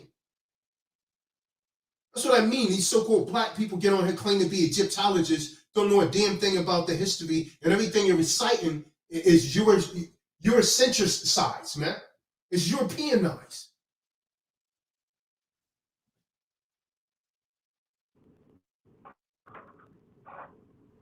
She didn't cite one source. She's citing the sources. A source You is didn't giving give you her the a book chance to where cite you got it. anything. Taz, you talked all over her. What's that? Because she went and cited a source. And hieroglyphs, But if you know you anything didn't give about. her opportunity. Yeah, I You did. didn't give Yeah, I her an did. opportunity to cite. No, you kept, like, Taz, you kept talking over her. Shalom, King. Can I interject? Yeah, Ken. At the end of the day, to all the sisters and the sisters that just left, most high willing, she's still listening to the vibration. At the end of the day, the Kahan is giving nothing but actual facts. Everything, the Kahan's energy, his vibration, his authoritative language is that of what the Most High ordained him to be, as all men should be.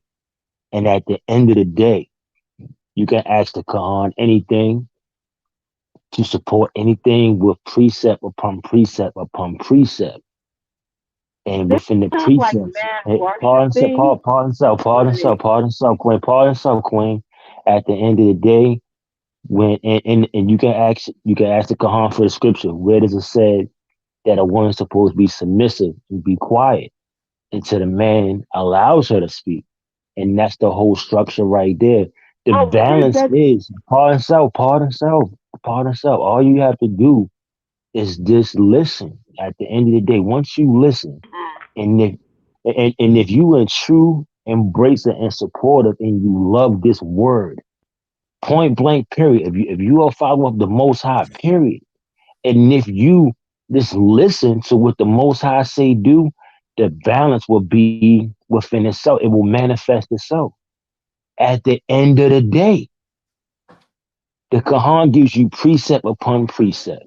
He's exemplifying that of what the Most High ordained men should be when he's passionate about the scripture, passionate about this actual fact. And correct me if I'm wrong. If anybody disagrees, say something. We as a I people have disagree. been brainwashed. Pardon self, pardon self, pardon self, disagree. pardon self, Somebody disagree. I pardon self, disagree. pardon self, Queen, pardon self. I wasn't finished. That's why I say if you just listen, if you listen to the I'm proper way to listening. interject, if you just listen, pardon yourself, like silence is golden. If you know for a fact that our people have been brainwashed and robbed of our culture, this Kahan, this priest is giving us nothing but historical facts on how we supposed to be in our culture. Period. That's it. Giving you actual facts on that. And just listen, when you got women that's peaceful and just listen, all the blessings bestowed upon them. And when you speak about other ways of life that partake in this way of life and how things that went wrong, you can see things that was inconsistent with that way of life. What was inconsistent about the true Hebrew Israelites? My point exactly. And with that, I yield.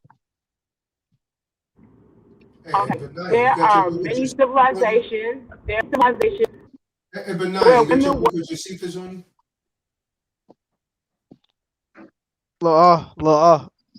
I was just gonna say that. I mean, she Yeah, made a bunch of statements, but didn't bring anything to prove it. she didn't cite Like, one source, man. right? If you say And the that, only reason Shay is agreeing with that sister because she got cut, come, she got come, shut down. You see what I'm that's saying? I ridiculous. understand that, man. They That's dealing with a real ridiculous. dude here, man. And so when she said I was talking over her because she wouldn't cite a source, right? Come, She asked me to, and I told her, but she didn't cite one source. And she said I say she couldn't read hieroglyphics. I know she can. It's a dead language. She don't even understand what that means. You understand what I'm exactly. saying? Hebrew's not a dead language. We still use Hebrew. Hebrew was resurrected. Hieroglyphics is a dead language, man. Nobody reads that. The only people that started reading hieroglyphics was Europeans. And so now these people that's calling themselves Egyptologists, they going back and say, oh, I read hieroglyphics. You learn it from Europeans. The same people you claim to be against. And I was trying to show her how she was contradicting herself. You saying you're representing ancient Nubia. I was like, yo, ancient Nubia practice polygamy. She come on here pushing that feminist stuff about the divine of women, man. You think I ain't hear that? You think I ain't sense that? That's just why I had to come off like a strong man, man. I'm not gonna damn water damn things down because Shay want to hear it that way, man. These women come on here, she pushing pseudoscience. None of that stuff can be rectified. And I'm gonna pull my book of Josephus and show you that all of that stuff that you was learning in Egypt was taught to you by us. That's what she doesn't know, man. This woman don't have no sources that she could cite. And I'll pull it from the book of Josephus, man. Hey, go ahead, King. Looks like you wanted to say something, Richard. Yeah, peace, bro. How y'all doing, bro? Shalom, Richard. Shalom. For sure. But I just wanted to chime in for a second, man, and just kind of first off put it on the people mind of, you know what I'm saying, where the Kahan coming from. For one, if you ain't built on solid ground with your knowledge, it's his duty to cast it down. Because it's not something that can be built upon. And he can't allow no false knowledge to go out because it's so easy to distort this truth. And then a part to add on with what I think her name was Queen Nubia or whatever the name is, like she said something about ego. And I believe that that's one of the main things that we're missing out on as far as our understanding of our roles in general. Because, like, truth be told, in this kingdom, you got to put your ego aside, period, before you even understand the assimilation of a male or a female role.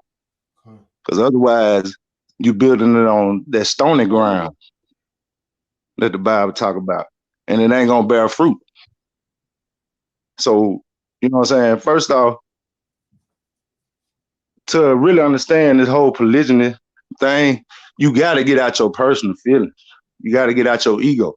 Because one thing I heard parts of earlier of what was being said or whatever from what's her name, Shay Shay.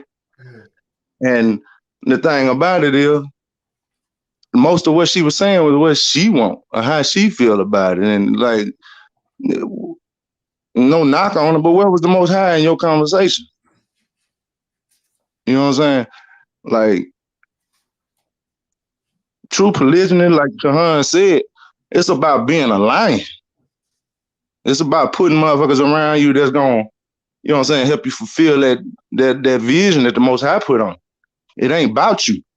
It ain't about the man. And be real with you, it's easy to be a Mac out here in these streets than really just worry about being married to somebody if you just want to talk about what's easy for a man, what's beneficial for a man. Right. But you know what I'm saying? Like, we taking this serious about building a nation. And we looking for helpmeets that's helping us on the vision that the Most High put us on. My vision different from Kahan, and Kahan different from mine. But the Most High said all things work for his good. So it's going to line up in the end. But who you with? Is you with them about that vision and about that, you know what I'm saying, that push towards the Most High? Or are you being selfish with your ego? And if you're being selfish with your ego, this ain't for you.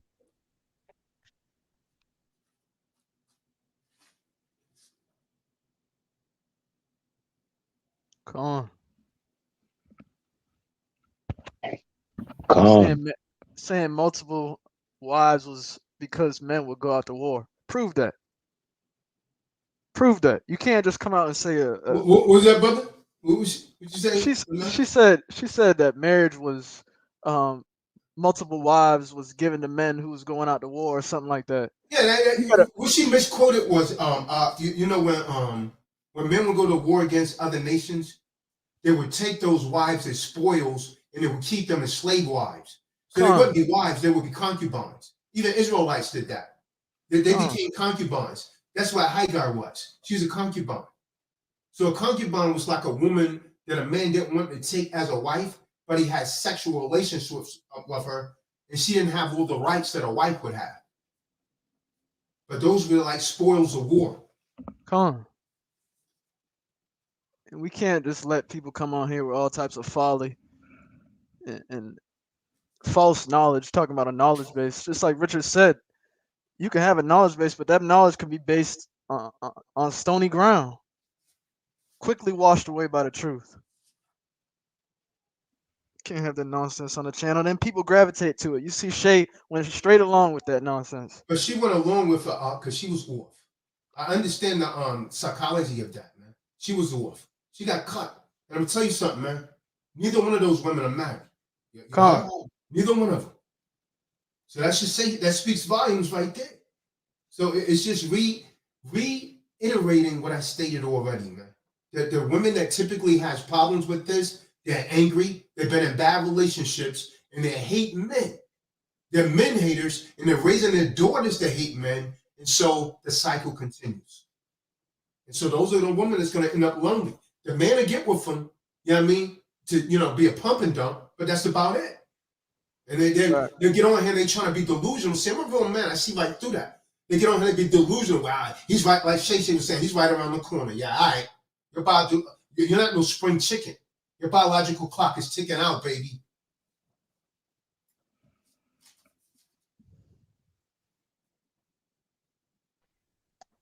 And that's another little add on too. It's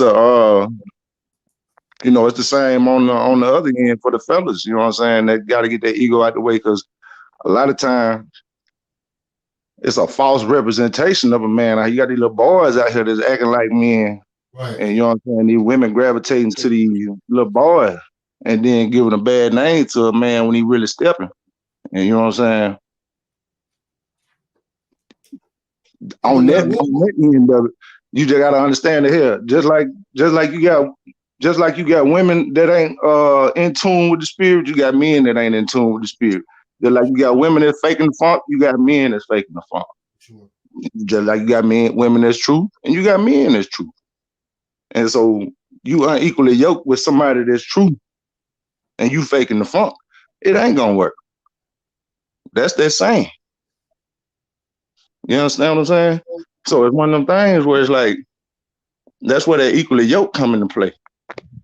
And really understanding the fact that just because a motherfucker say he got nuts or he a man, oh forgive me. I ain't mean to say it like that. But you know what I'm saying? Uh just because somebody say they who they is, that don't mean that's the truth. And you can't take a person by their word, you gotta watch their action. Right. Hey, but now, what book was that in again, man? And Josephus, man, that was reading about Abraham taught them the It's like chapter 8 or something. Book 3, chapter 8, I think. let me see, man. What I had it highlighted in my book, man. I want to bring this out, man, for these Egyptologists that's on the call, man. Was it book 3? I think so. It's a paragraph towards the bottom left corner in my book.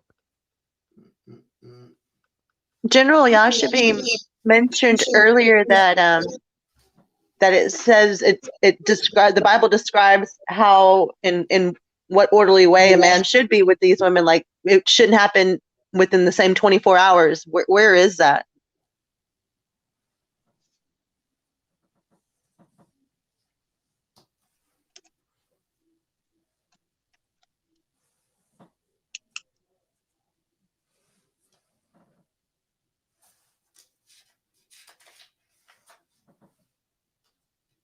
Shalom, can y'all hear me? Come on, we can hear you.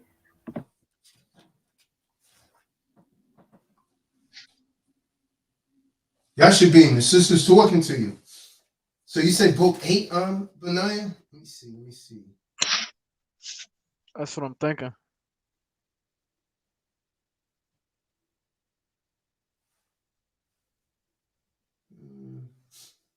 Book 3, chapter 8.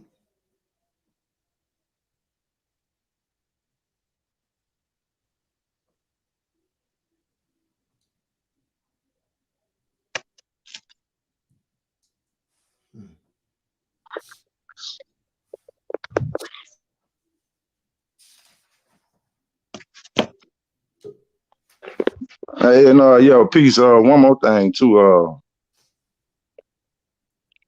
I'm gonna let Lena jump on for a minute and just kind of give us spiel. You know what I'm saying? I don't just want to put it out there from my perspective. And you know what I'm saying? I know someone said earlier about it was emotionally toxic or something. Yeah, Shay said that. Emotionally abusive. Yeah. But you know what I'm saying? Life is a lot of time about perspective. And you know what I'm saying? A woman had to assimilate to the man perspective to really understand where the man coming from as the man assimilate to the most high perspective and follow that order. But without saying too much more, man, kind of let you hear her perspective. Yeah, that's not the right chapter, Benaiah. I don't see it there, man. It's not. You sure it's not book 3? Yeah, I'm looking in book 3. Let me see. Damn, It's I not wish chapter 8 though, man. I can't remember that. I highlighted it. Oh, Salak, yeah. Which one was that? What precept were we looking? No, it's not a precept. I'm looking at Oh. Flavio Josephus, Antiquity of the Jews. How it shows that the Israelites went in and taught the Egyptians. I'm trying to use a historical book. I'll cite my sources, man. I'll pull this out in a second, man. Remember I told you guys that I brought it out probably like 2 years ago.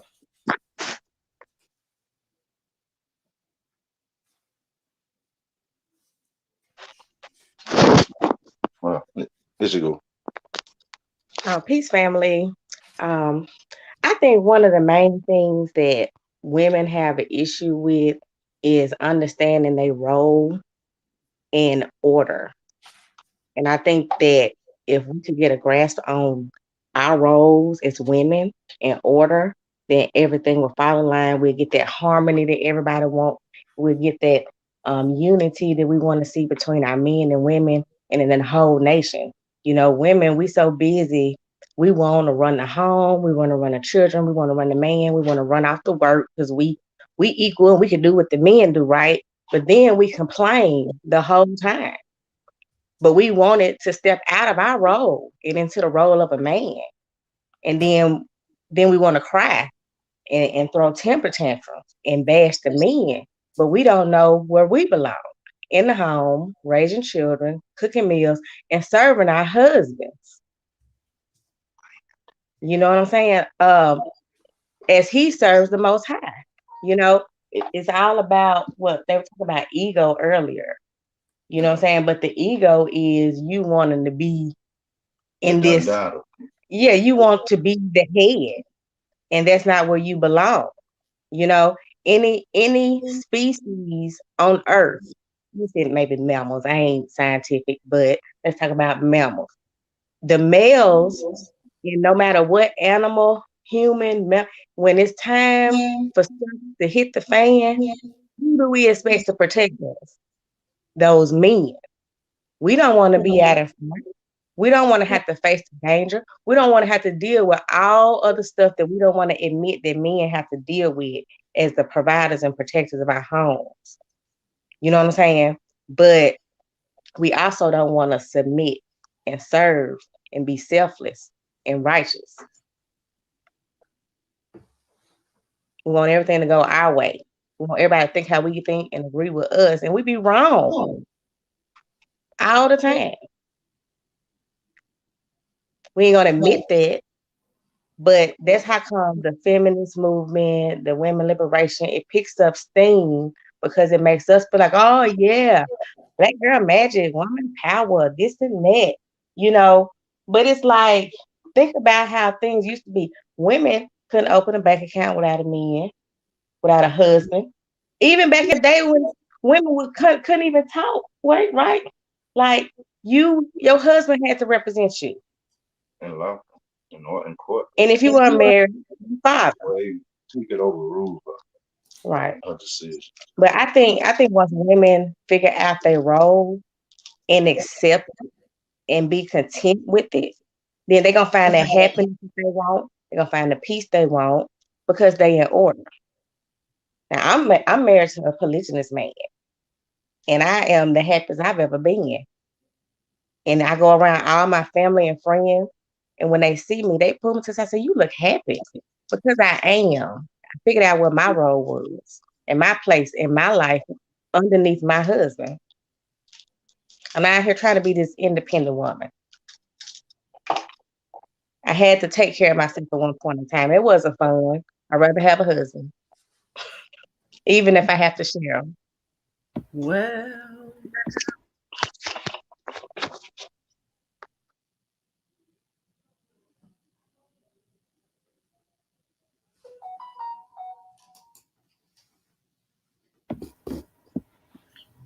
can I Anyone be got heard? anything to speak to that? Yeah, go ahead. You can be heard. Go ahead. Thank you, Tawana. Yeah, I just wanted to kind of like give Lena a shout out because she's probably the only other sister that's actually living it right now and can actually speak to the younger sisters, myself, and the transition that takes place when you're becoming into the truth and we aren't taught and putting the emotions aside. The emotional side of it is a very real thing. And once we acknowledge that those feelings are there, the faster we can evolve from them. So it's part of the process, but at the end of the day, it is about a know your role jabroni type situation, and it is political when it comes to looking at the household as a corporation and as an organization that's going to move towards what the Most High's vision is. It is important to acknowledge the feelings that are there because we are females and they're there for some sort of reason. But what's meant for evil can be turned around for the Yah's good. And the good in that is the bigger picture, which is, there are a lot of positives to it when it's done right by the right type of man that is following in Yah's vision, not just some, like what was spoken of, a lot of people jumping on the bandwagon for the ego side of it. And then you find out, they living in under a woman and two women and all that. We're not talking about that. We're talking about it being done the right way. It says multiple wives in the scriptures, so it's a reason for that. And when we follow and submit to what the word is saying, it becomes easier. It's easy to plant a seed, but it takes 9 months for it to grow. Like, it's a process that happens, and it's an important process that has to take place. And the sister Lena definitely, has coached me when my ego and flesh was rising up. We had to be real about that because, I ain't nobody. I was waiting on the Most High, and thankfully, the Most High put me in front of the Kahan Tazadat. I would have never thought that, I would be blessed to have a husband such as him. So I only had one brother before I was in the truth. So, and that's, was my sin. It has been washed away like snow, thank Yah. And knew enough to be like, I had enough of the Most High there to say, hey, you're not supposed to be going around doing what the worldly woman is doing. And I can't even take credit for that because the Most High in us gives us that type of power. So, we had to be unlearned and be retaught. And so this is what the King Taz is doing here on this platform. And there is a lot on his plate that, don't even get talked about. The things he speaks about and the things he doesn't speak about that we can absorb as females as we come into our femininity. We have to look at, okay, well, the bigger picture. And so I even did a few videos on my channel that were kind of edutainment centered around, the things that I was going through and I'm still evolving from. I ain't nobody. So I just wanted to say thank you to the sisters that have shared here and to King Taz on it. Because, just like any marriage, it's going to be ups and downs regardless. But if we start to be observant in what the scriptures is saying, it says that a man has that choice.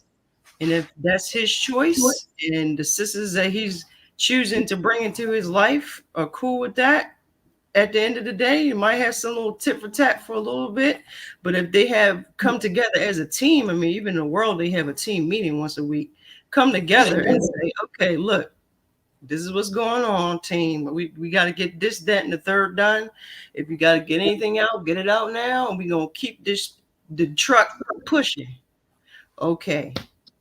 Let's do that for the bigger picture. Let's do that for y'all to be of service and in the submission.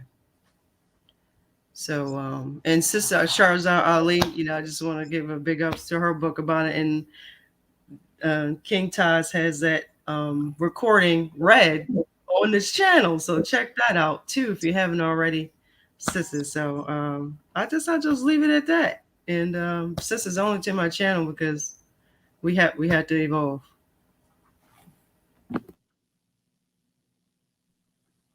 I think what would help a lot of women wrap their head around polygyny is the perspective about who is the one that's who is the one that we want to please. A lot of times we make it all about these men and them having all these women and this and that, but it's like it ain't even about pleasing these men, it's about pleasing the Most High through our service to the men, and I'm sorry, I lost my train of thought. Well, I'm gonna jump out of here. well, to add to that, continue to however you choose to take it. But the thing about it is, truth be told, women are great nurturers. They're great nurturers of projects and babies. But you know what I'm saying? And other things. I'm just naming a few just to give you an example of what I'm talking about. But the thing about it is, on the adverse, they were talking about the yin and the yang earlier. Women are good at taking care of the home. Like whatever the man done trailblaze, whatever path the man done built or went through. Like, all right, I done got to this point in life. Hold it down right here as I continue to grow. And when I grow some more and get to another spot where you can safely hold it down again, I'm gonna come back and bring you up to where I am. And you know what I'm saying? You're gonna hold it down here. Because the truth be told, like, I know you hear a lot of talk about, you know, or just history in itself or facts in itself. Men have been inventors. Men have been the ones that go out and find out what's up. You know what I'm saying? Explore. You know what I'm saying? Experimenters, the daredevils. And truth be told, only women that really do it are the women that try to compete with a man just to say that they can actually do it. You know what I'm saying? Apart from appreciating the fact that the man putting his life on the line or his time on the line, they just want to get in the line with the man and have the title. And yeah, and the recognition. But you know what I'm saying? Not apart from the fact that men can really do without most of this stuff. We simple as hell. Like, don't really give a fuck about it. I don't be trying to. Forgive me. When I be real, sometimes alternate languages slip out. We'll get past that. But the truth of the matter is, that's how we built. We built to compete against each other. Like we built to compete, which initially we end up competing against others, but we supposed to compete against ourselves. We built like that. And then women, you're not necessarily built to compete. You built to nurture. We built, and that's that competition, that going out there and getting it, doing better than, you know what I'm saying, you did yesterday, getting farther than you did yesterday. That leads to exploration. That leads to invention. That leads to development. And you know what I'm saying? Like, throughout history, I don't really care what you say. Women don't compete at all. They may help. That's where the help me comes in at. Because you know what I'm saying? And as a help me and a keeper of the house, you're supposed to be able to go to your wife and, you know what I'm saying, and talk to her and be like, hey, this what I'm dealing with, and this where I'm going with it. What's your insight on it? But at times you can't do that if you peeping game that your wife ain't on the level of you coming to talk to her about it, because she got her ego in the way.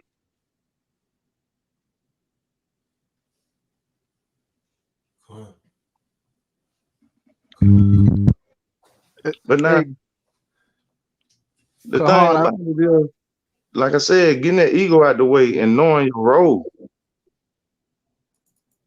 Because like the way a lot of women is nowadays, they want to take over the house because they have been given liberty in the house. Say that part.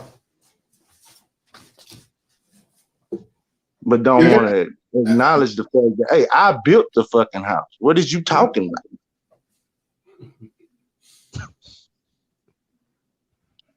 I just went out to go, you know what I'm saying, find greener pastures. Or find, you know what I'm saying, go fight this war out here because I see this enemy coming. Not because I can't run the house. I got other shit to do. Come on. All Egyptologists on the call, like Shay that claim to be an Israelite, following Egyptian customs, and the sister, what was her name, Queen Nubia. We're gonna call you Queen Deflected from now on because you didn't cite a source. And this is one of the sources. You're probably not. Some of you are probably familiar with Flavius Josephus. Some of you may not be. Right. So this is a source, and she was talking a lot about that Nubia stuff, and so on and so forth. See, a lot of people, they have pseudoscience. When you tell them to cite a source, they can't cite it. You start naming places, but you can't cite no source. So the source I'm going to cite right here is Flavius Josephus, Antiquity of the Jews. And what I'm going to show you, because there's a lot of Egyptians that come online, and they push that pseudoscience that the Bible came from their books. Right? They say that Howard Shah and so on and so forth was all made up from their books. And I'm going to show you that's different. It happened just the opposite. It was Abraham that went into Egypt. Abraham taught the Greeks science, mathematics, and so on and so forth. But he also went into Egypt and taught it because the Egyptians was arguing against each other. They couldn't get along. So let me go to book 3. Chapter 8 right here. Where is that page? This is what I meant by cite sources. So right here, you guys see I'm not making this up. I have a highlighter here. Josephus was a historian. If you doubt it, you could go and look him up. And so I'm going to read some of this for you Egyptologist lovers and so on and so forth, and you fake historians that push that pseudoscience, something that you've heard online, and you're going and reading some hieroglyphics or something that some European has interpreted. And you don't even understand what the heck you're reading. Then you say, how you reading something if it's a dead language? That language is not used nowhere on the earth, man. Hebrew is not a dead language. So I'm reading from Flavius Josephus, Antiquity of the Jews. It is chapter 8, section 2. It says, for whereas the Egyptians were merely addicted to different customs and despised one another, scared and accustomed right, and were very angry one with another on that account, Abraham conferred with each of them.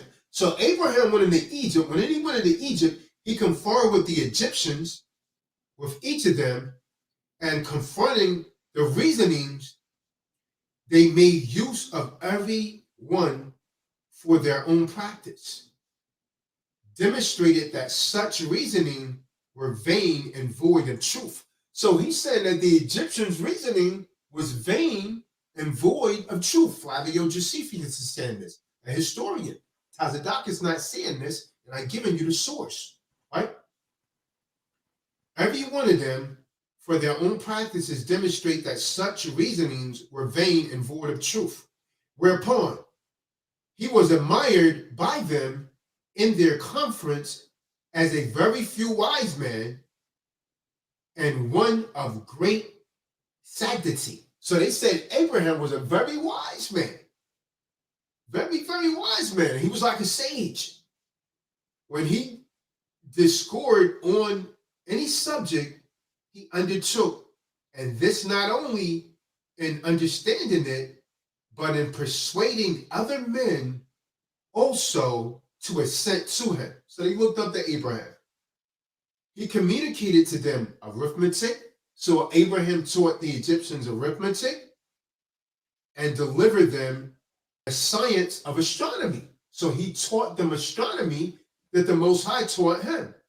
For before Abraham came into Egypt, they were unacquainted with these parts of learning. So Josephus saying before Abraham went into Egypt, the Egyptians did not know the science of arithmetic and astronomy, right?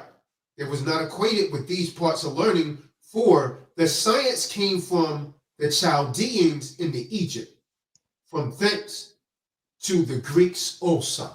So it went to the Greeks also. So the Greeks got it from the Egyptians after our ancestors taught it to the Egyptians. I yield. There's my source. Flavio Josephus. Now, that's not pseudoscience. Something that you heard on the internet, or you're repeating something that you heard someone else say. That's pseudoscience. Something that's made up. And when you tell them to cite a source, they can't. Because all they're doing is regurgitating something that they heard on the damn internet. You're not no real historian. You're talking about something that they heard on the damn internet. True. You're not no real historian. See, come on here talking on this damn witchcraft. Our balance is off. The so-called black woman that's into that kind of stuff, man. She's out of touch with the reality, man. And she's always miserable and angry, talking about I'm a black queen. Well, you're a Witchcraft. black damn queen. And if women was ruling this society, then why are you not building for yourselves today? The damn men that you're trying to desecrate, like Richard is saying, is built every damn thing that you're using. A man built the damn internet that you're using right now. A man built your cell phone. A man built this about every damn thing that you're using, but you're desecrating the man. And if you need help, when you dial 911, you're going to call a so-called white man to come to your rescue. A man that you're against, but you talking about I'm a black queen. You're nothing but the damn queen of heaven. The word queen is not a resource. It's not a word that you should be using anyways, man. Colin. A lot of those Egyptologist people, they get their knowledge base from damn memes and YouTube videos. Not even opening up a book. Not even opening up a book. Talking about some damn hieroglyphics. They don't even know their own history. All that stuff they talking about in Egypt, man, that stuff is Babylonian, man. That's the worship of Nimrod. That whole thing of ISIS, man, that comes from Nimrod, Semiramis, and Tammuz. That whole thing, that's where the whole Trinity came from, man. And it passed it all the way over to Shiva and them, all the way over to Christianity and all of that, man. That's where they get their wicked ass divine feminine BS and all that. That's just all the same story that was already told to you in the Bible. Right. In the Torah. These people don't know. All the Egyptologists to me is someone who isn't even learned enough to even do more research to finally understand the truth. True. You're not even, you watching memes and YouTube videos. So you don't say I can't read Egyptologist. I was gonna pull something up and I want her to read it. It's a dead language. How can you, and you see, I can't, it's exceedingly difficult to argue with someone that's not even on your level intellectual because they don't know when they're being insulted. You see what I'm saying? She don't even understand what I was saying when it's a dead language. How can you read it if it's a dead language? She said, oh, you wasn't back there. I don't need to be back there. I got the damn book that came from back there. You understand? That's why people write things down. That's why I was saying cite your sources. You dig? And she got washed up, so she came in. Oh yeah, was you over talking her? She was over talking me. I was like, yo, you never give me a chance to talk. So yeah, I had to ask the masculinity. You dig? A lot of them try, but they all fall. They all fall to the truth. You got a source, you're gonna cite it. You know what I mean? Oh, book so and so, such and such and such. Understand? See, she missed the history that I was going into before she came on. You see what I'm saying? She missed all of that. She missed all of that about how, you coming on here, you pushing Nubia, ancient Nubia, but you're claiming monogamy. That's madness, man. But at the same time, you're saying you're not Europeanized. What are you doing? The Romans forced that on people, man. It became illegal when the Romans pushed that for anyone to engage in polygamy anymore. And so the Roman Catholic Church picked it up. And then the Pope and everyone started saying, well, you can't marry more than one wife anymore. But they were still doing it. They were still having sex with them, but not marrying them. Go ahead, Richard. Yeah, no, I was just gonna chime in as far as the what you were saying earlier about what was it? When I said something just then, I was just when you said the Pope, I just chimed in with Pappers. But Right. but the thing about it is the whole the nature of things. That was what I was gonna bring up earlier. Because somebody said something about the politics, and I know Lena said something about you know the woman not even being able to make a decision and different things of that nature. But it most I put it back on me to bring it up as far as just nature itself. Like we have grown from the darkness, and you know what I'm saying, in a position to be able to discuss things. Because you know what I'm saying, we have like when I say we, I'm talking about just people in general in history. You know what I'm saying, have been where it's just brute strength. Like who gonna overtake who? Right. And you know what I'm saying? That's where it come from, where women don't really have no say so. And if you don't really understand that, go to a high school basketball game and watch the women play and then watch the men play. And just notice the difference in strength, speed, agility, everything. And so when women talk about this whole liberation movement and being free, like understand first of all, where men have brought it to where we can be civil and cordial and actually use our words in this thing. Well, the Most High used men to bring it here. Forgive me. But don't forget that in your whole liberated understanding when you want to discount the position of a man, because you're really poking a bear, proverbially. Like you don't understand the power that men have. And like I said, if you don't really peep game on it, go to a high school. Matter of fact, go to a pro game, go to a woman pro game, and go to a male pro game, a man pro game, and just peep game on the speed and the difference in just male and female. And appreciate the fact that we're not at a state of mind that we have to just rely on brute strength. And then from that standpoint, all right, give that respect to the fact that,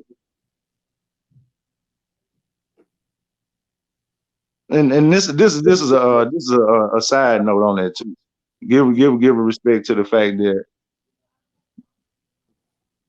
it's a situation where men see that previous point and don't even necessarily consider you a threat. We just now starting to consider you a threat, or not you, but women in general that aren't paying attention to that and thinking that I can outsmart a man or I'm smarter than a man, when like we ain't even been in the same boxing range. We've been over here fighting a for real battle, and you thinking we sparring. And I mean, I may have went over your head a little bit with that, but you know what I'm saying? Peep game on nature before you really think you just got it like that. And just understand that from a man's standpoint, just on some situation that I peep game on just here in the past couple of years. I didn't like some women do think that they smarter than me. And I'm not saying that ain't nobody smarter than me, but they think they smarter than me because I don't realize that I'm in a competition with you. Like I didn't know that it was a competition. Like I'm just out here sparring with you when I'm really in a war over him. But you might get it next week. But that's all I had to say. Raheem, what's up, man? You still there, Raheem? Clean, slid off, man.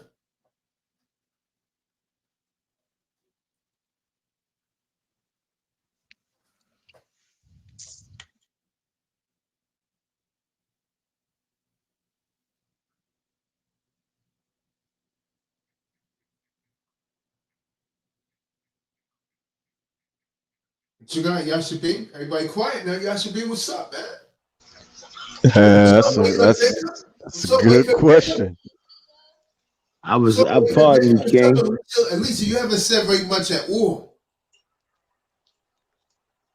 Pardon me, King. I was listening. You know what I'm saying? My mic was, I'm getting some crazy reception in the background. I hear you, man. I got my red right here. She listening to it in the whole nine, man. It's the truth. Like all you doing is giving precept upon speech, precept, scripture upon scripture. And the thing is, you just teaching us or facilitating us to recognize on how our culture used to be. And can't no one on here refute none of the scriptures, none of the right knowledge of the history of our culture, how we used to be, and what's overall we trying to get it back to how we used to be, and we can. All we gotta do is listen and take heed and do what the Most High tell us to do. Is just that plain and simple. Conduct ourselves as the man and woman, the womb of man, and how we should be. And once we get back to that, it's gonna be right and exact, and everything gonna be peace. And like I said earlier, that's gonna be the balance. It's just that simple. Clean, clean, clean. Thanks for that, Raheem. Clean. You been listening to this, man? Did you see when the Nubian deflector came on here? Nah, I missed that. I missed that. Come on, kid. Oh I had man. to go do something real quick. I had to do something real quick. Yo, she was trying to convince the crowd that she could read hieroglyphics, man, which is a dead language. Say what? She was trying to convince the people that she could read hieroglyphics, which is a dead language. I probably went over her head when I told it was a dead language. She probably don't even understand what that means, man. Yeah, she all. Yeah, I wanted her to actually attempt it because that would have been hilarious. That's why she was deflected, huh? See, all of them Egypt, I got their number, man. Yeah, I mean, that's why I brought out that in Josephus, man. About how Abraham went there and taught the Egyptians mathematics and astronomy, man. That's their history, man. They was arguing amongst each other, but the way that they tell it, they say, "Oh, what Bible came from our book." See, you can tell that there's someone that don't know history. You can't tell that to me, man. Con. No knowledge of antiquity. They just know what they seen off of pictures and movies and damn memes and YouTube videos. Studio science is what it is. Studio science. Yeah. What's up, Clay? Why they get so mad when we talk about this, Clay? Say peace, bro. Yeah, okay. Hey, I was gonna see if I could request I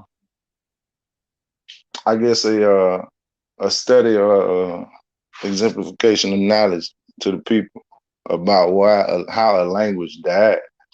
Yeah, go ahead. Well, I guess that would be the question, because like I could sit here and talk all day, and to be honest with you, I'm not in a position to really cite sources or you know what I'm saying, go back and look it up right now. But that's why I'm forming it as a question, like how does a language die? You know what I'm saying?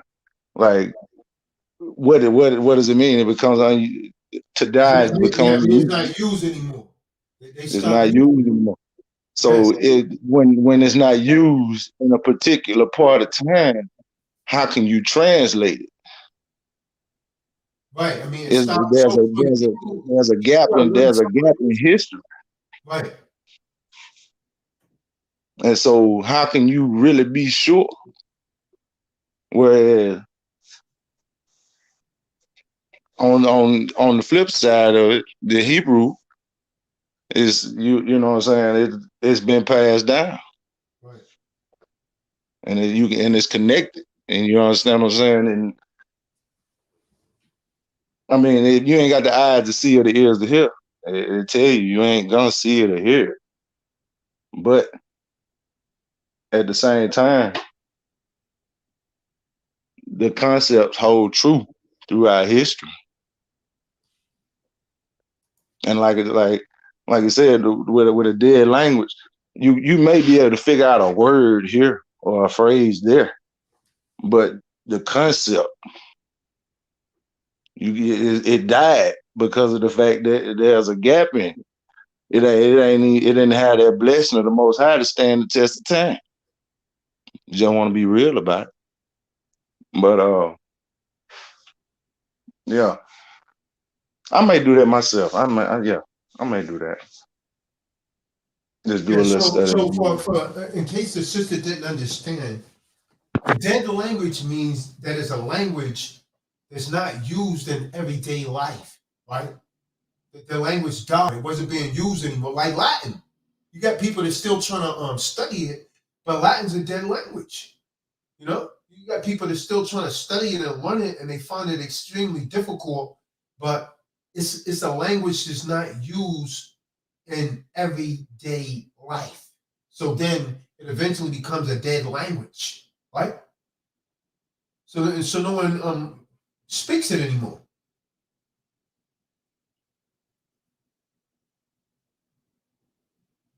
In other words, they don't understand dead. It means it's an extinct language. It's not being used anymore. They use one or two words or something. You know what I mean? We use it sometimes, quid pro quo, meaning something for something. People don't go around speaking that every day. They'll use a few words, but don't, you know what I mean? You don't see, and that's what some people say. They're going to read some of those hieroglyphic words that Esau has interpreted. Now, I speak, I can read hieroglyphics. How can you read it if it's dead? And it's been dead a long time before you ever came in existence. Cool. I never heard nobody speak a whole full sentence in Latin or have a full conversation between somebody else in Latin. But you can, Right. if you're learned enough, you can sit and have a conversation with somebody in the Hebrew, the Hebrew, Right. or even after that the Assyrian, and all Assyrian was the Hebrew, the Paleo Hebrew before. So it's been passed down. All glory to the Most High because He's allowed that to stand the test of time. Yeah, a language could have it could have a sudden death for things like a natural disaster, um, hurricanes, volcano, kill off a bulk of the people, man, and nobody can change the language. The language dies off. Come. Or even if like another you know another culture will take over another a location Right. and destroy all those a lot of texts and burn them and all stuff like that. That's another way it could die.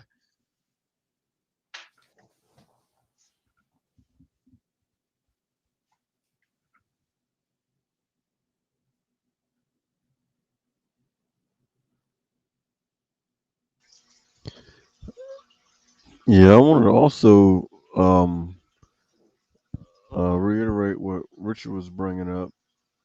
And she That's talking still about she could read hieroglyphics, man. When you do the history on it, man, the last time that people was reading hieroglyphics was around 394 Christ era, 394 CE. And she's telling me she could read that language, man. Come on, man. And someone's still going around speaking that. Con. Yeah, and she also brought up what was the purpose of polygamy, and it was taught, like it was woman centered. If you have one man and three women, they can produce more children in the same amount of time than one woman, which cannot handle it Right. with three men, because she's not going to be able to produce no more than three children in 13 years, and that man can have in 3 years 9 sons. I mean, it's biologically speaking, it's more productive. It is way more productive. So I'm very confused on on what her reasons are behind that. Because I mean, you brought it out, Con, that she was contradicting herself because she said something about getting rid of egos and getting rid of emotions, but then her stance was "I feel." Mhm. Yeah, that the hieroglyphics, man. From what I researched, man, that language died when Ptolemy family took over Egypt. And when I say Ptolemy, that was Cleopatra's family, and Cleopatra's families was Macedonian.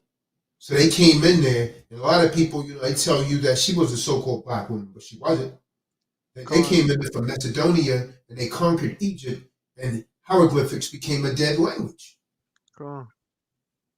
And she was a harlot. She was confederate with she basically wasn't in cahoots with was it Antony or something like that. I gotta go back and do the research again, but she basically just sold out Egypt and all them, and then that whole thing became Hellenistic in general, the whole area. So it was just taken over. And so what happened, the reason that the hieroglyphics became a dead language when the Macedonians came in there, they brought so-called priests with them, and their priests would write all sorts of new like graphs and symbols in order to make the writing more mysterious. So the hieroglyphics became a dead language. So this is because they wanted to be able to use secret codes. Only be writing so certain people can understand. So the hieroglyphics became a dead language. But now in 2022, we have a young so-called black woman saying, "Oh, I can read it. Can't tell me what I can't read." But then read it then. When people divert, you understand? I know when someone's diverting, man. And this is why people get so angry with me because I call them out, man. People don't like to be called out. Cite your sources. What did I say that was due? It was so wrong. I'm just saying, yo, cite your sources. Go ahead and read it. You understand what I'm talking about? The final straw came when Cleopatra lost to Rome in the battle in 30 BC. Con. And she was Egypt's last so-called pharaoh. Then Egypt became a province of Rome. And Rome took it over. Yep.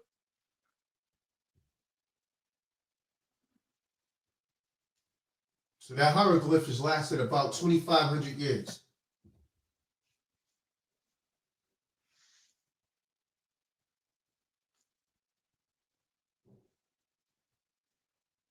When Rome went in there, they took over the Egypt. They made Christianity the official religion, and they burned the books in Alexandria. They burned the damn books. So now, how you telling me that language is preserved? That's what Esau does. He tried to do it to our books, but the Most High kept our books in order, man. He tried to burn out our books. Con. All the books was destroyed and burned. That language is not preserved.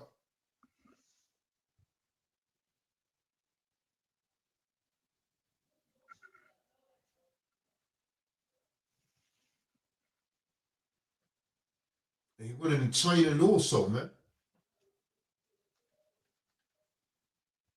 That was about around the time of the Chinese Qing dynasty, when Feng Chuan was killed. Remember the Romans was ruling the world for a very long time, man. And they started pushing that Catholicism on people. And so all of these women that coming on here are arguing against polygamy, you're arguing for Esau. That's exactly what you're doing because that's where you got that concept from. They don't know a damn thing about what they're saying, man. How you claim to be against it, but you're pushing the doctrine. Well, I don't think it's right. And you know what? You don't think it's right in this day and time because you're in this age. And this is why your ass is miserable.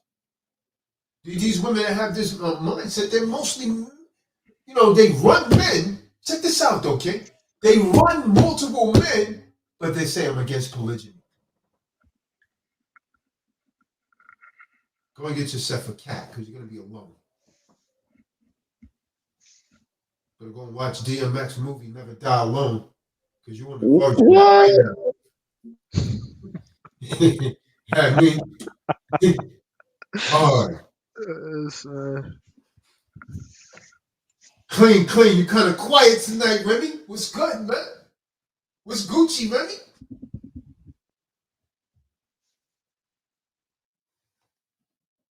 You're not really talking that talk tonight, Clay.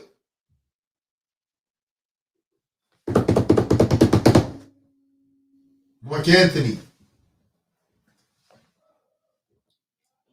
Yo, homie, how did you know? You got that book? Clay must be in and out, man.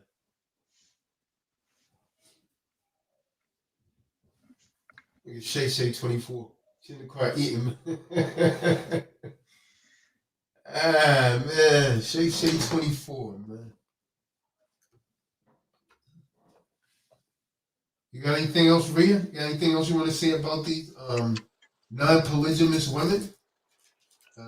They seem to all be pretty angry, man. Lonely. What's this something, man?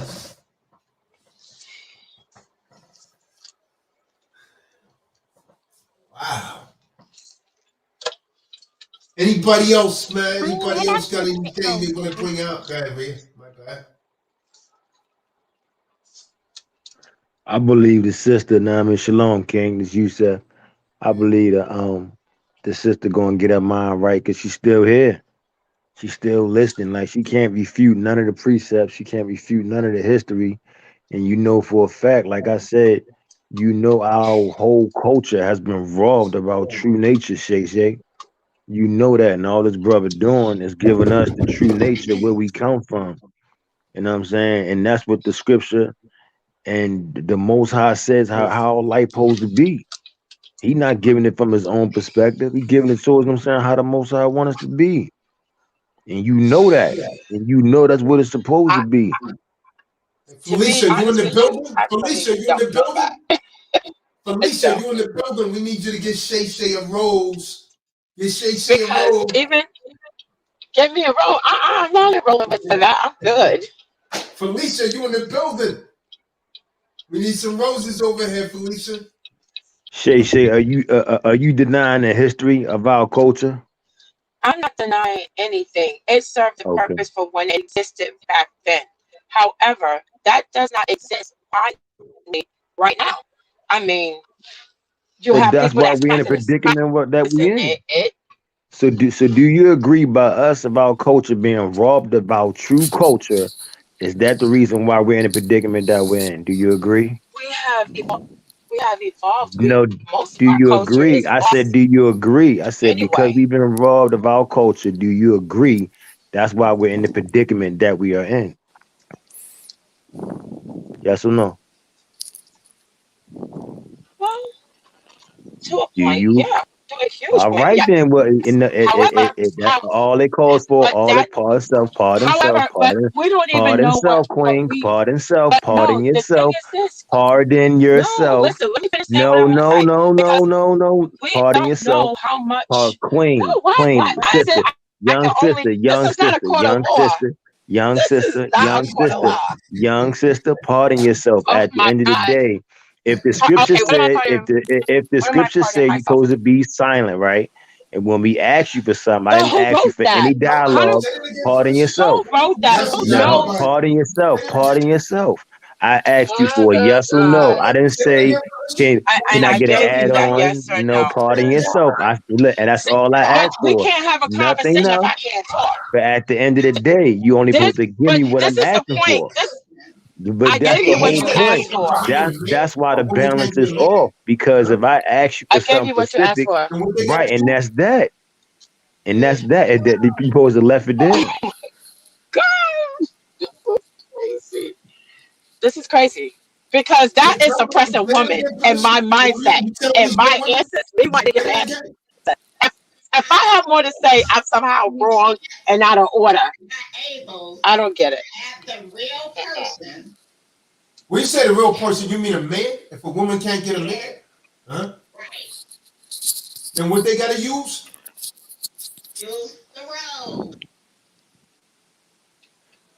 I have a question for the sister.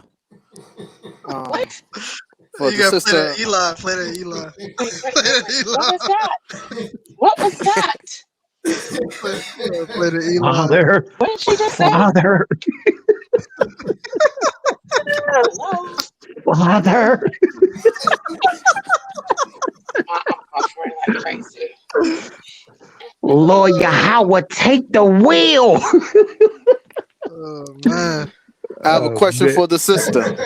For Shay Shay, do you expect to get into the kingdom? Hello? Hello? Yeah, do you expect Can to you hear get me? into the kingdom?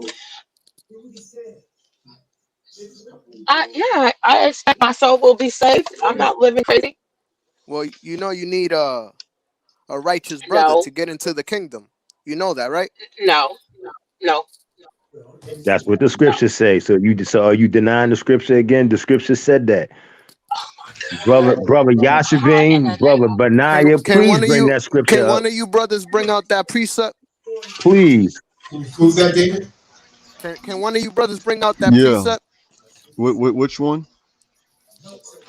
It talks about the woman can't get into the kingdom without Before Oh the why? yeah, king. that's 1 Timothy chapter 2 verse 15. See? Here you go.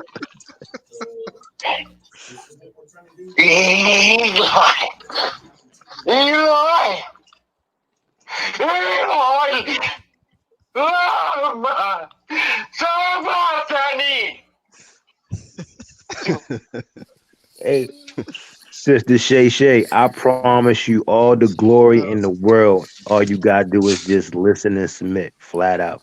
That's it.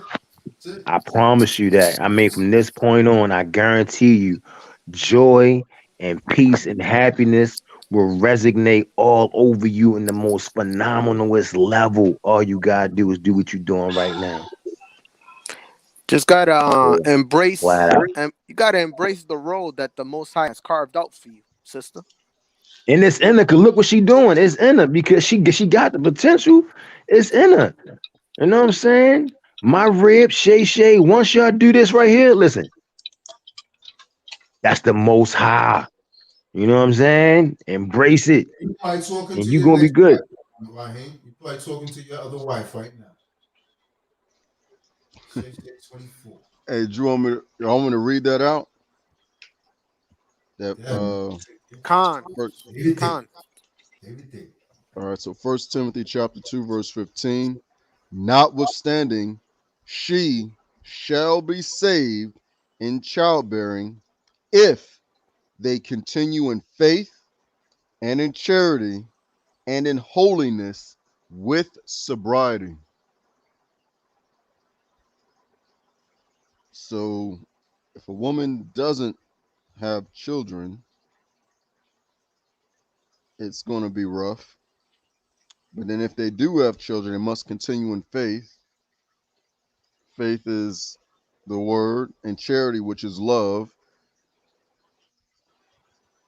and then holiness, set apartness, and sobriety, clear minded. And that's how a Con. woman is saved in the kingdom. And on top of So if that, they go against the faith, which is polygamy, yeah, The that's a prophecy tough pill to says swallow. that you're gonna have to get with a man, Shay. What about that? See, yeah, I Shay, was, the way that you interpret the word of the Most High is you discredit the Bible when it doesn't work to your favor. That's what I've been noticing. Because you just asked them who wrote that. But con. the scriptures say you're gonna have to get with a man. Let's get Yeshaya, Isaiah 32, verse 1. You're gonna have to get with a man. You're gonna obey The a reason God. I question this, the Yeah, reason that's I what I was question gonna this bring out. because man Read what you could got, King. not Bring exist this without vibration a out. King, woman, read and what you woman got. could not exist This the book without a woman. Read what you No got, life King. can Read what come you here. got. the book of Read All what life you Yeshaya, got. comes through a Read what you woman. got, King. 4 verse Read what 1. you got. Read what you got. All life And comes in through a that Read what you woman. got. day, Read what you got. So how 7 women, See and that? in that day, 7 women, and in that day, 7 women shall take hold of one man, Right? saying, we will eat our own bread and wear our own apparel. Only let us be called by thy name. David. Hey, yo, check this out, man. Get Isaiah 32, verse 1, man. You're going to have to get with a man to be saved, Shay. Real talk. According to prophecy, if you really believe in the Bible. So you're going to either have to decide whether you believe or not. Isaiah 32, verse 1. Book of Yeshaya, chapter 32, verse 1. Behold, a king shall reign in righteousness. Who that king, Shay, is Yahweh Shah, the one you call Jesus Christ. You know? And princes shall rule in judgment. Who's going to be princes? It's going to be these righteous men that's keeping the law, statutes, commandments of the Most High. We're going to rule in judgment. So don't say you can't judge. The scriptures say he that is spiritual judgeth all things. You know? But she went out. Verse 2. And a man shall be as a hiding place from the wind. So a man is going to be as a hiding place from the storm, from the tempest. You know? And a covert from the tempest, as rivers of water in a dry place, as the shadow of a great rock in a weary land. So the prophecy said a man is going to be protection, a hiding place. You know what a tempest is? A tempest is something like a tornado or a hurricane. So when the storm comes, that's alluding to, that's allegorical for the second coming of a Mashiach. He's bringing destruction, as it says in Revelations 19:11. What are you going to be hiding from? Let's get Revelations 19:11. We're going to show you what you're going to be hiding from, because he's coming for murder. He ain't coming back for no peace. T.D. Jakes and all those people, they're going to be moved out of the way from lying to you people. He's not coming back for peace, man. He's bringing death and destruction. He's bringing a bloody sword, and that's why he said to have on a bloody garment. That's what it's talking about when he was stepping on grapes and he in the wine press. That's symbolic to a man being covered in blood. You guys ever went to a wine press where you just step on grapes? Your clothes get covered in red like it's blood. So Hamashiach is coming in Revelations 19:11 in a bloody garment, because he's coming back for death and destruction, not no peace. So someone get that Revelation 19:11. Why is a man going to be a hiding place? Watch this. This is what they're hiding from. They're going to try to hide from. So you're going to have to get with a righteous man. It's the book of Revelations, chapter 19, verse 11. And I saw heaven opened, and behold, a white horse, and he that sat upon him was called Faithful and True. That's a Mashiach, a so-called black man with white woolly hair. Faithful and true. Read on. And in righteousness he doth judge and make war. Oh, so he's doing this in righteousness. So it's a righteous thing to make war. Solomon said that there's a time and season for everything. So he does judge and make war in righteousness. Yeah. Verse 12. His eyes were as a flame of fire, and on his head were many crowns. And he had a name written that no man knew but he himself. Verse 13. And he was clothed with a vesture dipped in blood. See that? He's clothes. He got on bloody garments. Why? Because he's coming for death and destructions for all of you that don't want to listen. Yeah, read on. And his name is called the Word of Yahweh. Verse 14. And the armies which were in Shemayim, heaven, followed him upon white horses, clothed in fine linen, white and clean. That's what's coming. That's what you have to look forward for. That's why a righteous man, not just any man, a righteous man is going to be a hiding place. Then all these women, see, this is prophetic. That's what Bernard read in Isaiah 4, verse 1. These revelations are the things shortly to come to pass. So these things are going to come to pass. You like it, understand it, believe it or not, but they're going to come to pass. So you're going to, oh, well, man wrote that. You're going to be saying that when the oh, man wrote that, forgive me. No, you're going to die and they wrote that. Yeah, before she fell out or got or whatever, she did mention that no life can come to the world without the woman. All life comes Right, through I the did say woman. that. Okay. I said that. So in the same respect, no life can come without the man either. and it is the Right. man that And I've always chooses, said that.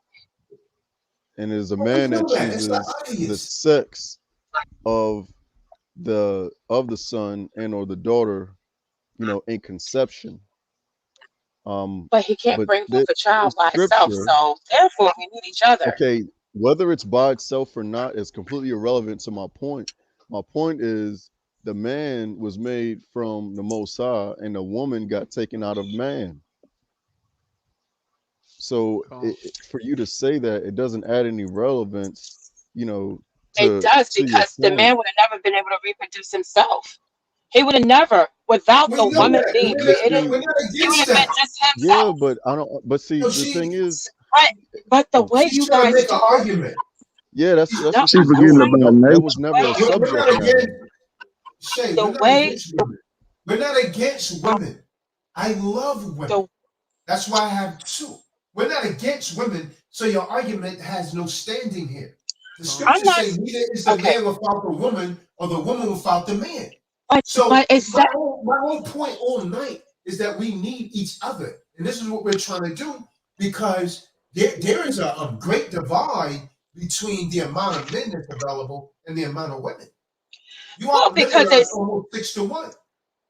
the reason for that divide is because women is not looked at or respected as That's much not. as a man. That's where you're alone right No, now, it is Shay. true. Let me keep it real It with is you, man. true. That's May why I you're say alone. It's That's something? why true. you're alone right there. That mindset. That mindset. You May I and the say women that something? have that mindset. That's where you're alone. Go ahead, No, King. that's how I'm alone by Go if ahead. I'm by myself, it's because I choose to be by myself.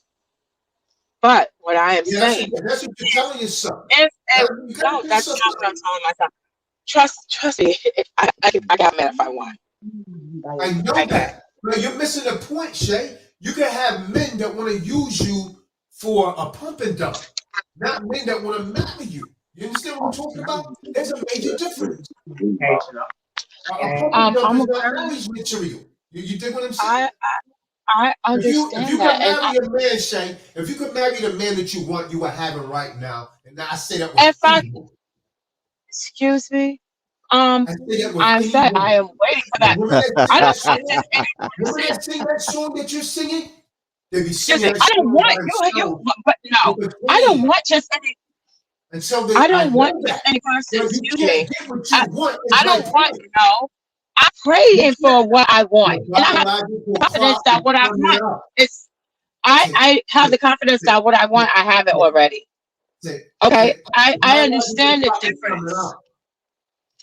I have children already, and I'm quite sure whoever I God know has for that. me, I You already have have some children. other man's children. My point exactly. You have some other man's children. If you get with another man, he's gonna say, "Yo, that's not my responsibility. I'm not taking on that." I don't have to. I've taken care of that. Not a man that's of high status. He's not gonna be with that. He wants a woman. Why, let's use a little logic here. Women, Why would a man check this out, Shay? Why would a man go with a woman that has several children already when he could get a younger woman that don't have any children and say, "Yo, I'm gonna bring my own children by her"? Why would he do that? If he's I already didn't say. financially established where he wants to be. I'm not. I'm not talking about me being with somebody who don't already have children. I'm talking about God matching me with somebody who's perfect for me. Period. When is this going to happen? It'll Because, happen very because soon. again, right. Again, you have a biological clock. You have a biological clock. We want to keep that in mind. So, unless you want to man this, a Homer Simpson, I don't see this happening. Unless that happens immediately, man, you might have to settle for a Homer Simpson. A man that's going to sit on the couch, drink a beer, and listen to you being the dominant figure in that relationship.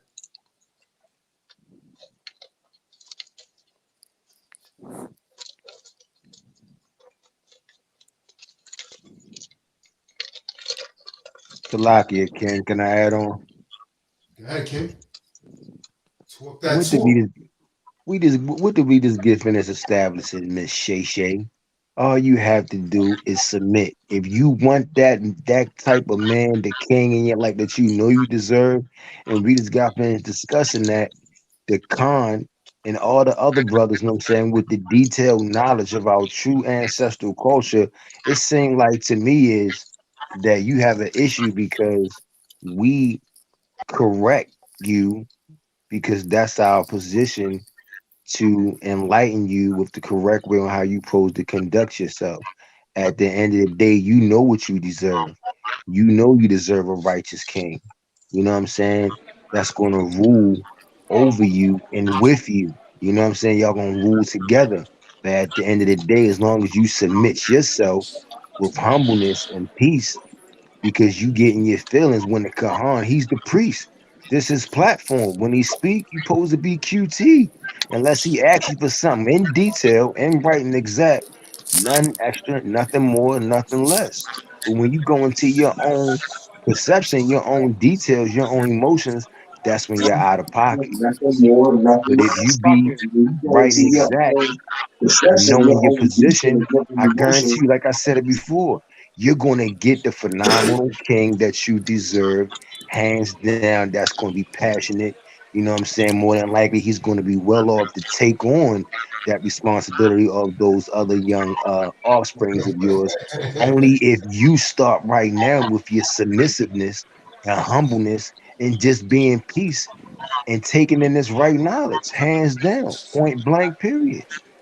You receiving this knowledge, and I mean, you not over talking me right now, so that's the Most High letting you know where you supposed to be. Because look how harmony is manifesting itself right now, and this can be every day of your life with pure peace and understanding. Just accept it and add on when asked to be. If not, be mute. Stay in your lane with no disrespect intended with the comment, but be submissive and know your position. PYP, play your position, and I it's gonna be all good. I sense some chemistry between the brother Raheem and I yield. the sister Shay Shay. Oh, don't yell yet, Raheem.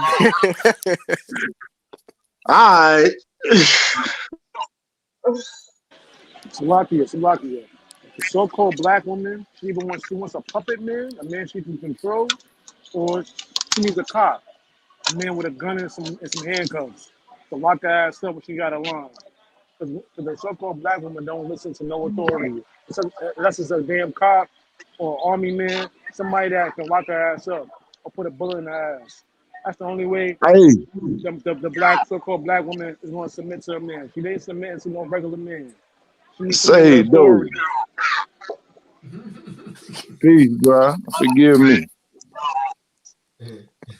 but I mean, just on the true order of things, bro.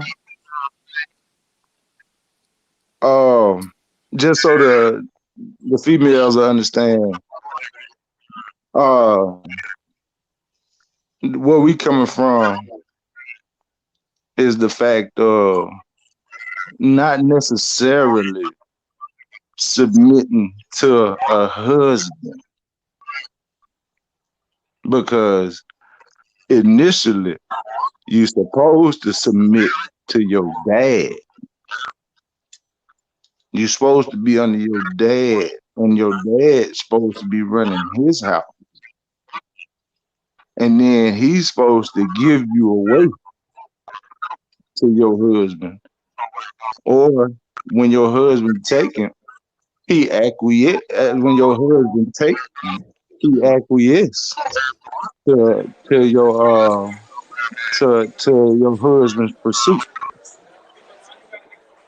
Sir, So Salakia. All, I'm just gonna say, please, man. These women are running circles around their dads, man. These daughters are running circles around these fathers out here. Man. I know a lot of fathers and their daughters, like, well, they still for the streets, man. These women don't see, well, and it what stem from they the mother. doing, The mother what ain't they submitting to the doing, father. as That's the opposed to what problem. they should be. Say, bro, I ain't talking about what they doing. I'm talking about what they should be doing. I don't talk about the past too much, unless it's the Bible, really, which is that the past. These But women that do neither not. here These nor there. women do not But the thing care about the about it Bible. is, These women are against the if Bible. you They're are, against the if scriptures. you don't mind me finishing what I'm saying, And they red pill. The red pill is the so you Bible. do They mind me against that. finishing what I'm saying, is what you're They saying. against that.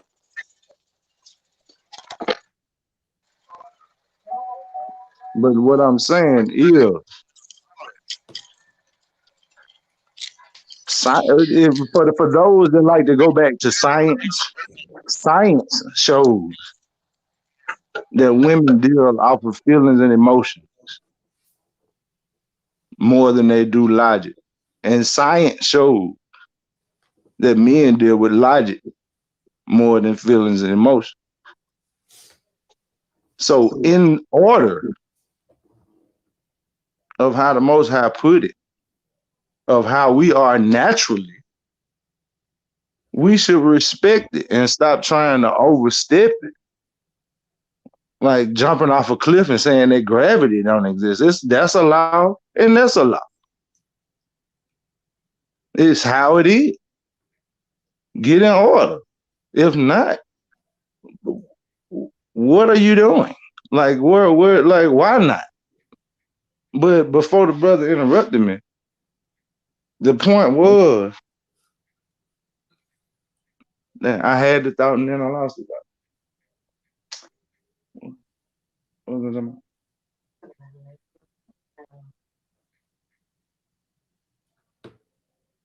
Oh no, okay, yeah. Man, these sisters Yeah, gotta work these the waves nature, just like you. the nature of things. Because like I said, it goes back to the whole we are like, for one, think about the fact that America has enough brute force to blow the world up 50 times. So you scale it back to, all right, brute force, men can they like when it come down to it, y'all can't handle us with brute force. All right, so scale it back. You have different ethnicities of men. And it's like, all right, this person can outdo this person with brute force, or whoever can have the most people or outmaneuver, and it ends up just this war everywhere. Everybody fucking dying. So common sense for people that's gonna fucking think. And if you on this call this damn long, I'm hoping you're a thinker. It's like, all right, let's respect the fact that brute force in nature, even a drip of water, that's a force against the Grand Canyon that created the Grand Canyon. Force is something to be reckoned with. That's just natural. And like I said earlier, we spar with women when they should really be on our team in this war we on. Because truth be told, if we turn our attention to you, naturally, it wouldn't be any competition. So let's rise above the physicalness of it with the respect of it, because it is nature.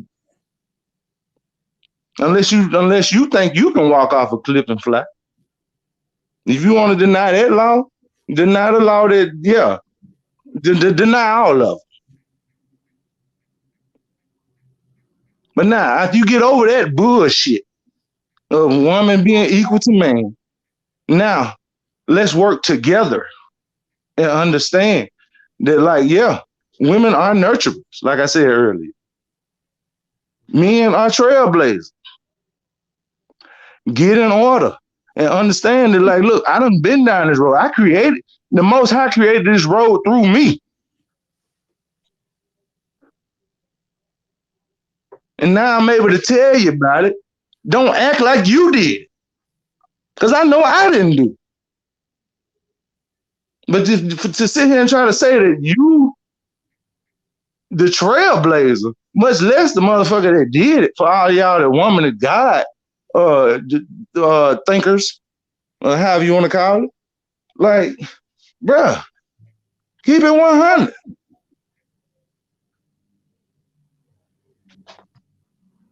And let's get over this and let's move forward. Let us keep trailblazing. Respect the fact that we done been there.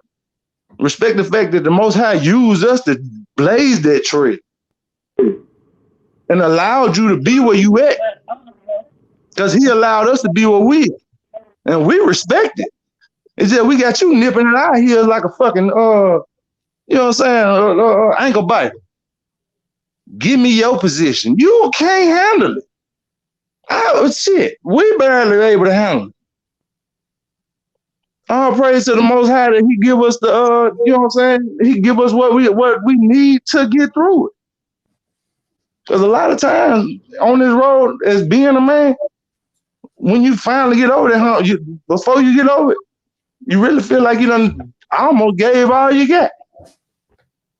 But you know you can't quit.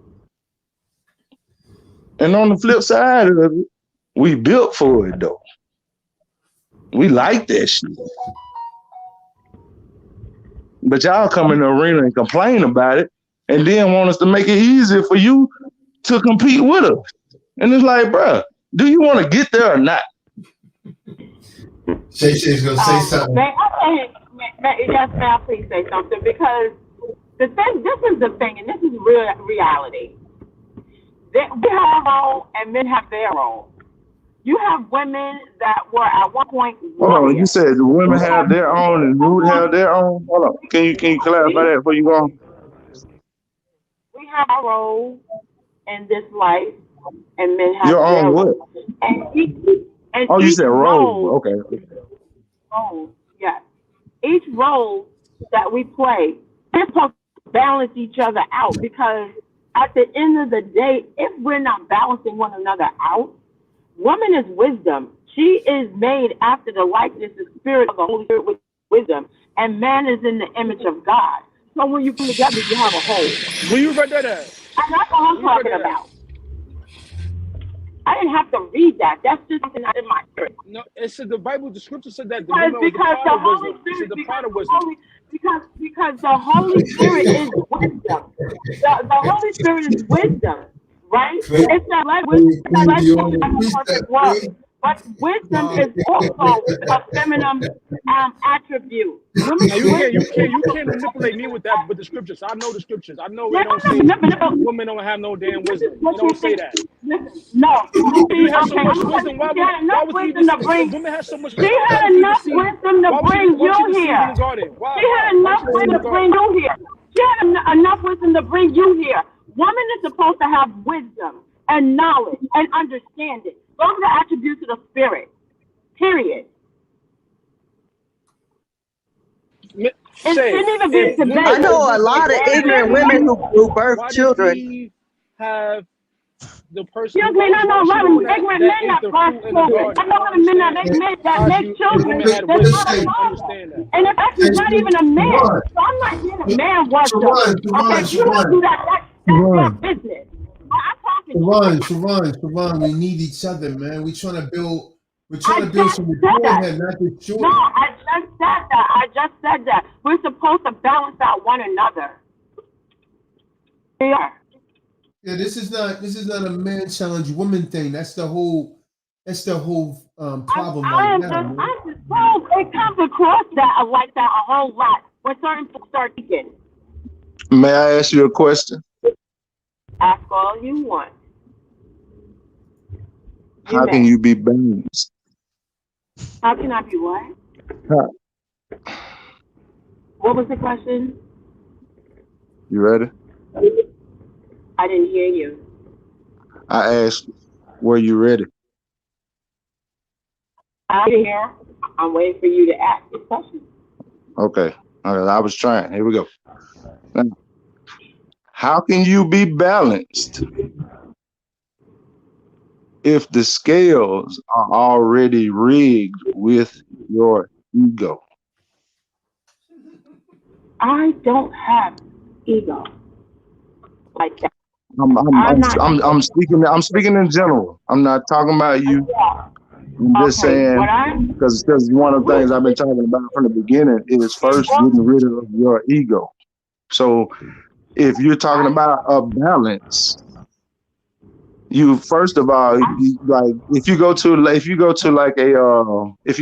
a scrap metal yard, they have a certification on their scale that the state comes and makes sure that there is a correct starting point on the scale to make sure that nothing is weighing the scale down to make it seem like the person is bringing in more weight than they say they are, or nothing that's making the scale lighter to make it seem like the person is bringing in less than what they are.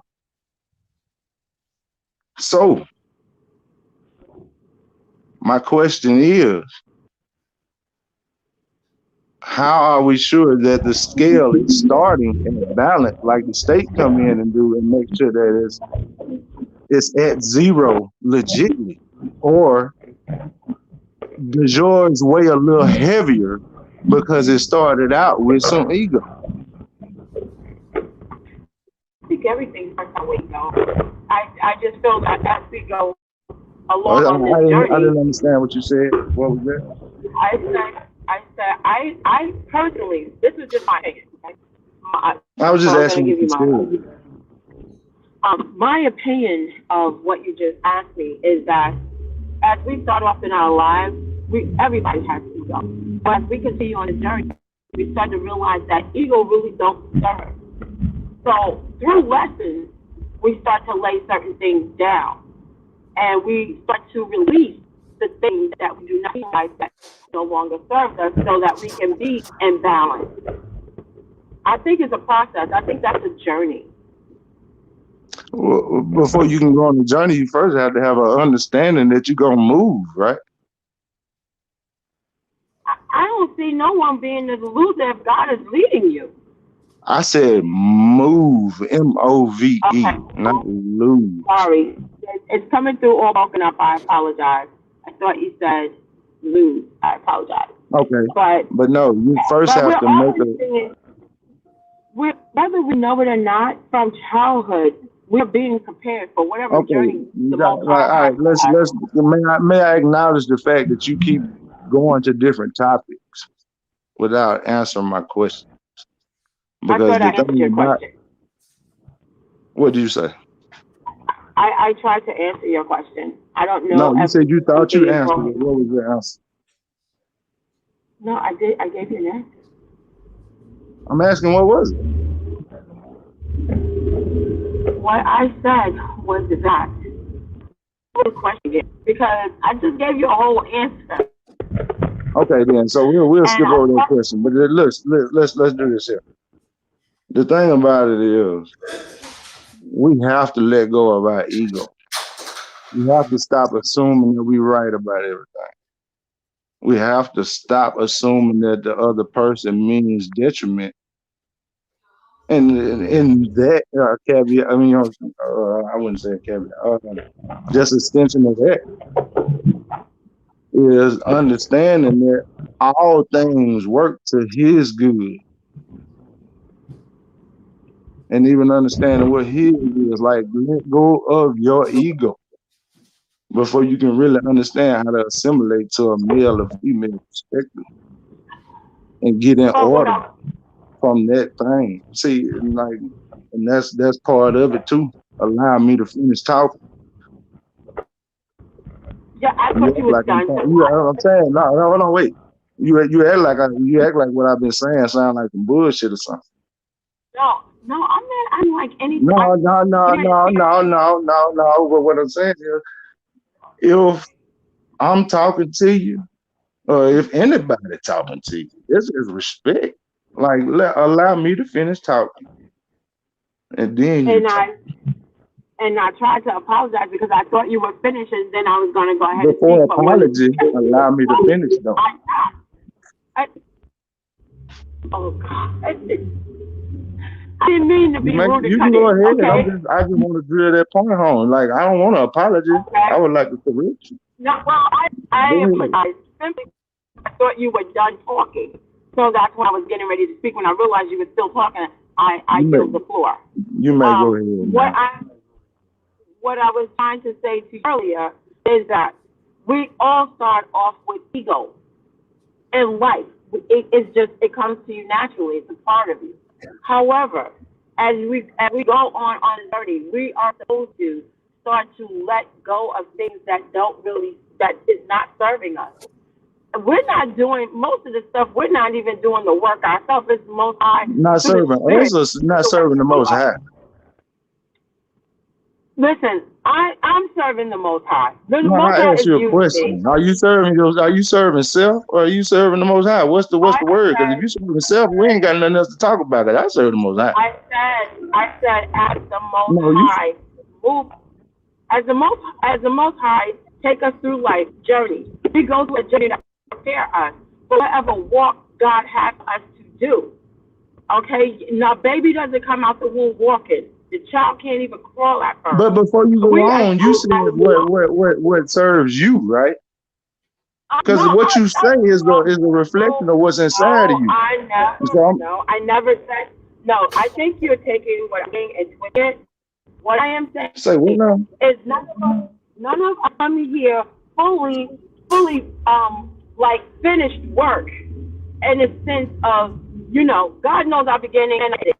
But we are going through the process of a journey that the Most High have us on. Nobody is sitting here by chance. If you're here, it's because you are ordained to be here. So you didn't say you, is what you're saying. You didn't say what serves you, is what you're saying. No, I'm saying it's not serving me. So if I'm here and being So yeah, right. So you saying what serves you. No, what I am saying is God started to remove things from us No, I'm that not He asking you what you're cannot use. saying. What did you say? I think you're not understanding me, and I'm going to stop talking. I'm asking for clarification. What did you say? I'm trying to tell you, and you can hear me. It's Or something's simple. wrong with You my said it was for you or the Most High. Yes or no? Like, I gotta get in the shower. What you talking about? I said that we're here to the Most High. So there's things that God has to burn up in us in order for us to be used for Him. Okay, so if the things that we are holding on to and used for the Most High, they're not serving us for our greater good. Do you understand what I'm saying now? Even us for our greater good. I don't rock with it. I'm saying you're taking what I'm saying out of I'm in it context. for the Most High, or we ain't got nothing to talk about. Matter of fact, I'm about to get in the shower. You have a great night, man. To the shower. Yes, you do, sir. Because you have no understanding. You don't understand what I'm saying. What I said is whatever the Most High can't use that's in us, it has to burn up. If it doesn't fit the Most High, then it's no good to us. Because we are no good to the Most High if He can't use us. Now, do you understand what I'm saying? Does that make more clarity for you? I have to come to Albany and squash over this, man.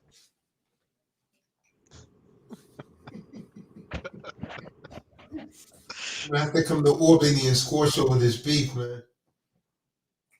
No beef. It's just a matter of opinions and thoughts, and some of it is feelings and emotions. The scriptures don't deal with opinions. Ma'am, but I have my own opinion, and and I said I was giving an opinion. It wasn't. I said that before it started. So whether he does or not deal with opinion, I stated that I was going to give my opinion. Doesn't make it right or wrong. I wanted to give that.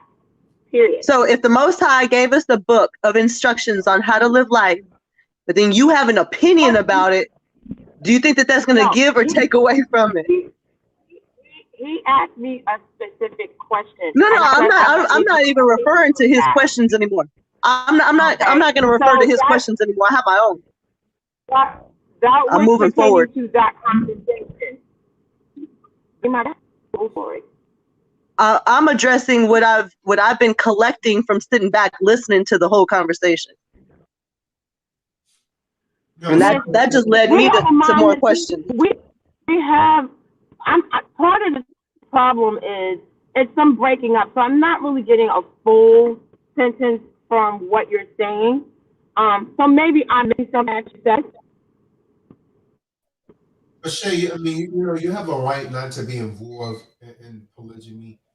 It's not something that's mandatory. This is not some Arab culture where men just go and pick a woman and say, "Yo, you're gonna be my wife." It's not. Nah, it's a choice. You don't have to be a part of it. You know what I mean? You can always be with love is courage, and have that cat meeting. You know what I mean?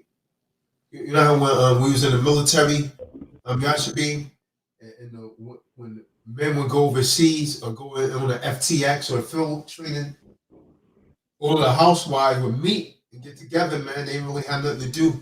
Then they started committing adultery. Okay, yep. Yeah. You get back, some of the guys get back, their damn wife is pregnant and already divorced them. So the guys still, you know what I mean? At that time, I was a MP, military police, man. The domestic violence would go up like crazy. Every time at the FTX, the women that stay there against all of this kind of stuff, they end up cheating on their damn husband, man. Yep.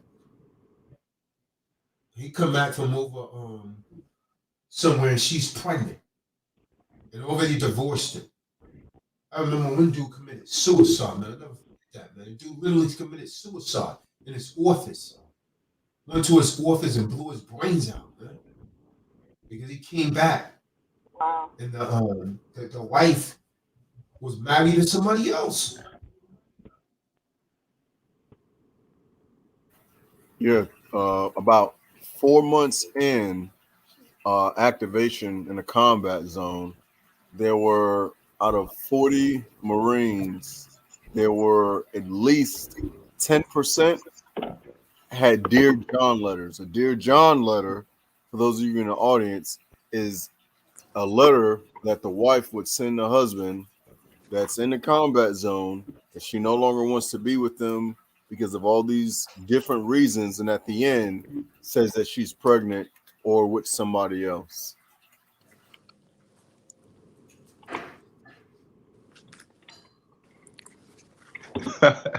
And with each passing month, more Dear John letters came, but it started off with 10%.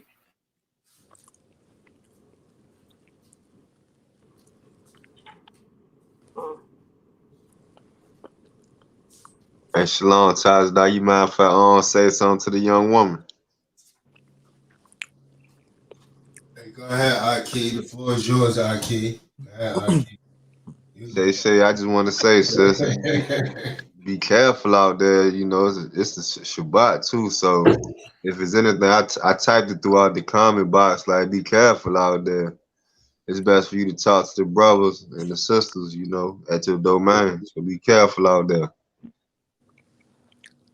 Thank you.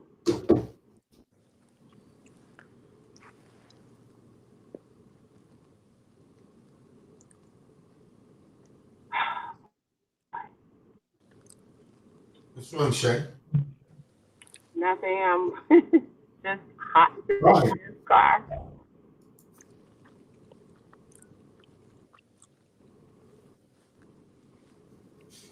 I thought we already had this conversation, Shay. Shay, don't you want peace? I have peace to an extent. That's not what I asked you. I said, do you want peace? Yes or no? Is that a trick question? Yes or no?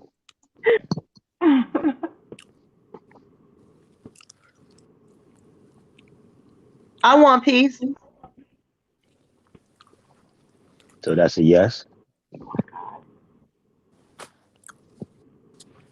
If you want peace, all you gotta do is listen to the scriptures and follow it. Point blank. Period.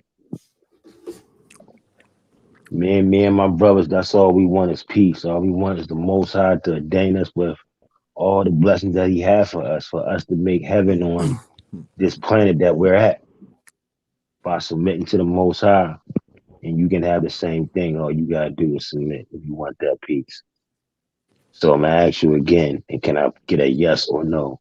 Do you want peace? Of course I want peace. All right, that's what it is. So what you're doing right now and at this moment, right now, be consistent with that. And I guarantee you, and I promise you, that's what you will have. That's what the Most High will ordain from you. All you gotta do is listen to right knowledge, actual facts.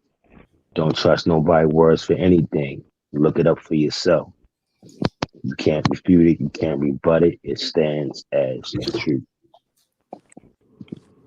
And with that, I yield. There's no need for you to go back and forth with anything. Just listen and take in that right knowledge.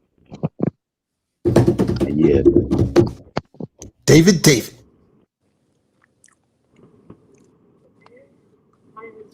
probably lit about now, man. Good night. It's a Shabbat too. He's probably lit. I was talking to him earlier today. Father.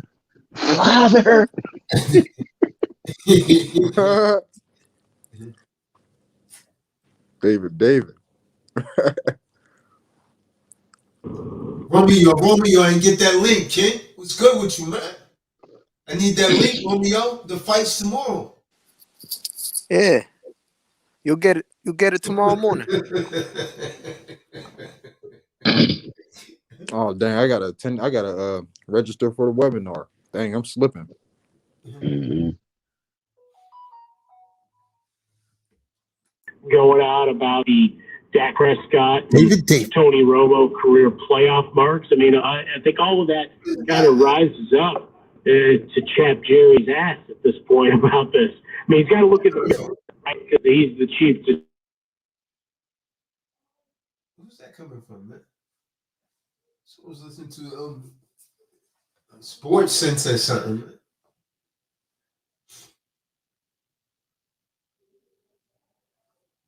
Alicia says she wants peace. Yeah, it sounded like it was really hard for sister to say yes. Like, yes, we want that. And I had a hard time in admitting that, yes, I do want to be married. Yes, I do want that. And I think a lot of women cop out in saying, yes, they do want that because they don't believe that they can actually have it.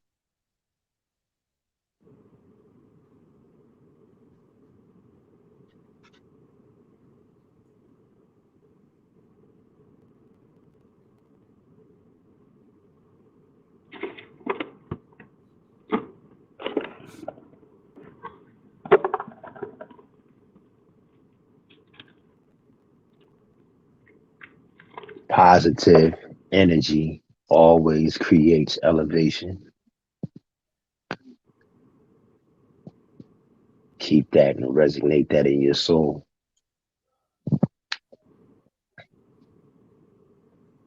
Felt.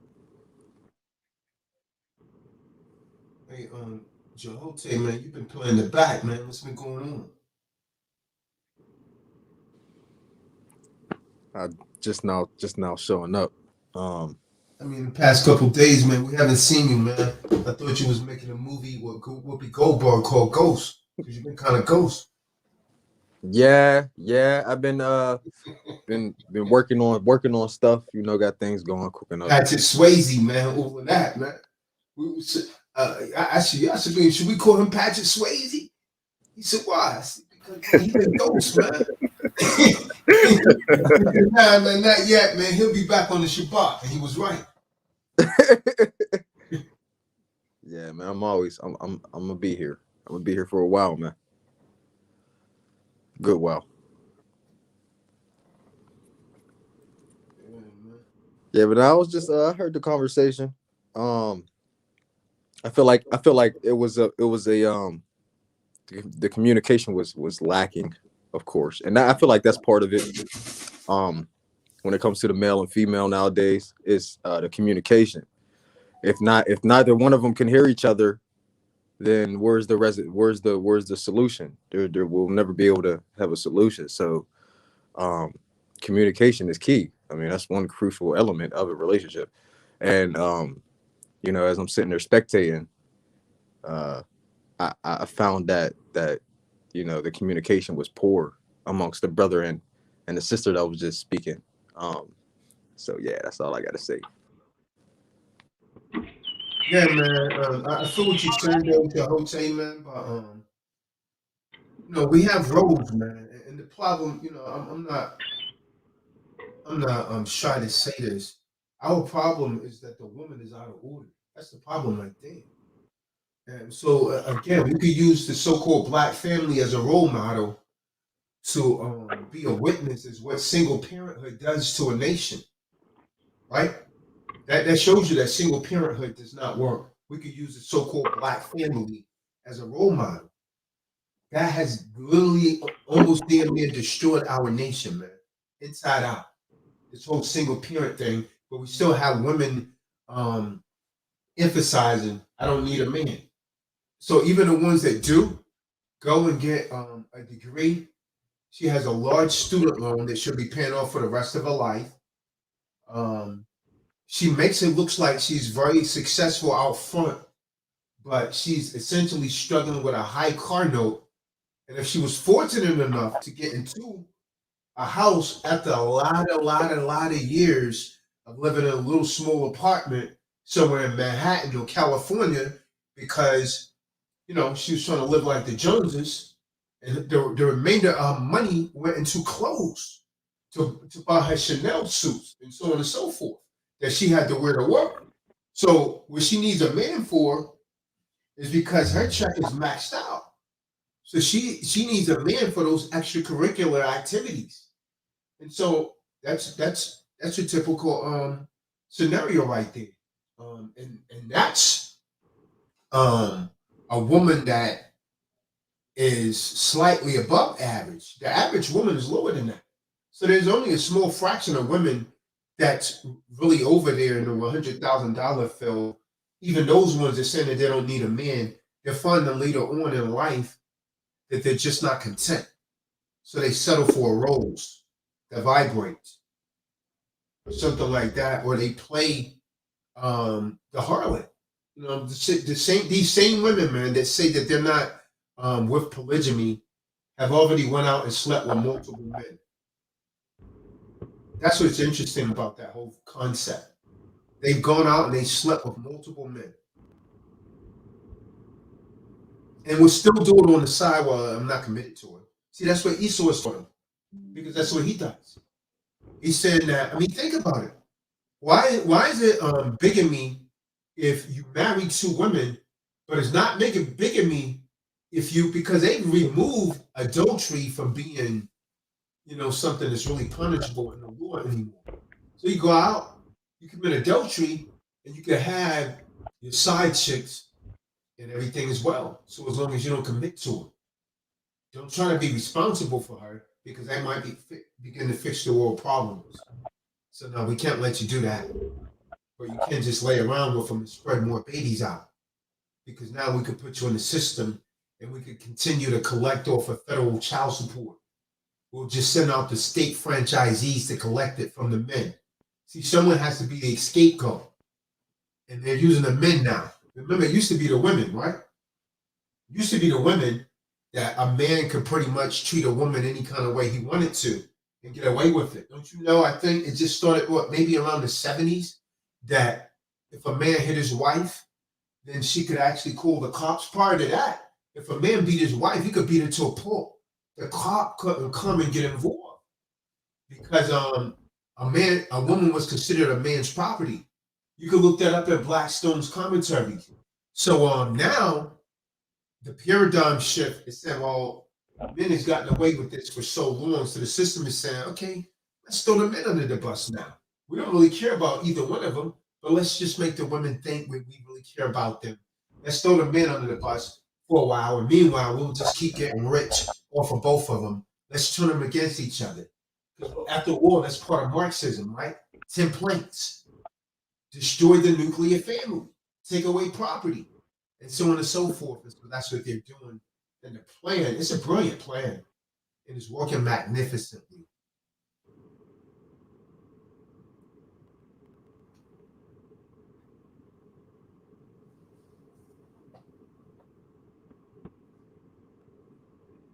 So adultery is okay, but polygamy is not. Interesting.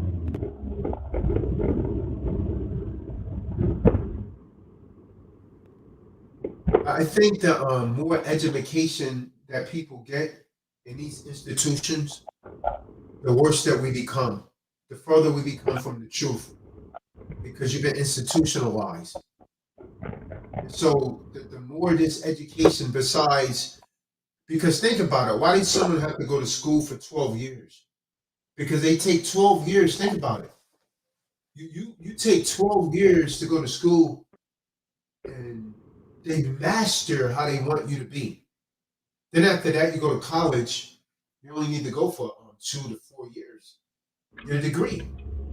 But in the beginning, they send you for 12 years because they want you to think a certain way.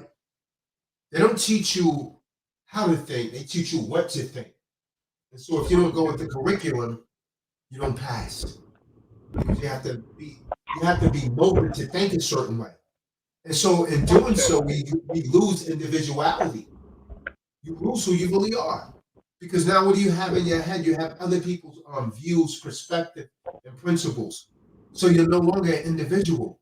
You're a little part of your English teacher, little part of your math teacher, little part of all those teachers, and then your parents, of course, they want to impose their will upon you also. Someone wants to be an individual, you can't do that. That's rebellious. Don't question authority. And so you conform. And then you said, nah, I'm not a polygamist. It goes against my nature. No, it goes against the program that's been put into your cerebral cortex. That's what it goes against. So you think it's you because it's actually become a part of your psyche, but it's really not you. It's just not natural. And this is where people go out on each other. It's just not natural, especially for a man. Science. The sister was quoting science earlier. Science clearly shows that a man's ability to reproduce bases a woman, and that's something else that I wanted to address. That the sister said, the Nubian queen. She said that a woman have both sexes. Of course she does, but the man is the deciding factor. She never stopped to think that, right? A woman is an incubator. You get what that is? You're an incubator. You understand what I'm talking about? But the man carries the 2 chromosomes to decide what the baby's going to be. That's in the man. This is why the baby has the man's blood type, right? But when a woman gets pregnant, if she check her blood type, she'll see that man blood type comes out because he's the deciding factor of what that baby's going to be. Not the woman. She's the incubator. It's kind of like me planting some seeds, right, Benaya? If I plant oranges in Florida and I go to Georgia and plant oranges, an apple's not going to grow. It's my seed. Come on. The earth is just the incubator where my seeds are growing. Come on.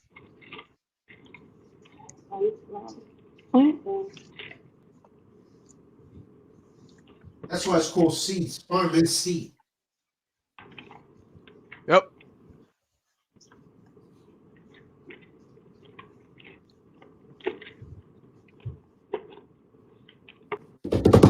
But neither is the man without the woman or the woman without the man.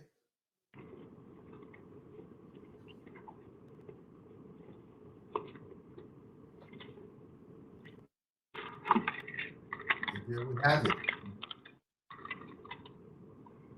Shay, it looks like you got a couple more fans tonight. You done your thing again. Say that again. I said, looks like you got a couple more fans tonight. Remember you had the other, every time you come on, you get a fan base. You get a few male cheerleaders that keep cheering for you. Remember it was Zara before? Zara came up. Now, Shay, now you're nice with it. You remember you put that out there? Yeah. Nasty, man. You don't have to say that, man. And Shay, you're a nice looking woman, but. All right, man, you trying to throw that out there. That's weak game. You remember dude who came in? He was talking all kinds of stuff. Oh yeah, until he sells Shay. Yeah. Yeah, he was talking about Nubian stuff. Yeah. He was talking about Nubian stuff. Yeah. And when Shay went on camera, everything changed. Man, he turned butter. I had to call him out, man. Wow. You would think when Shay showed up on video, you would think he was watching OnlyFans.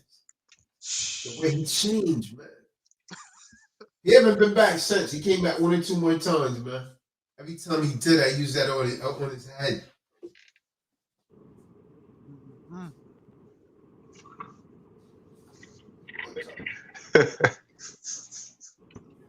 That's funny. David. David. He's probably lit in the audience, man. There you go right there. Saying C. David, come on the call, man. You embarrassed me last night, David.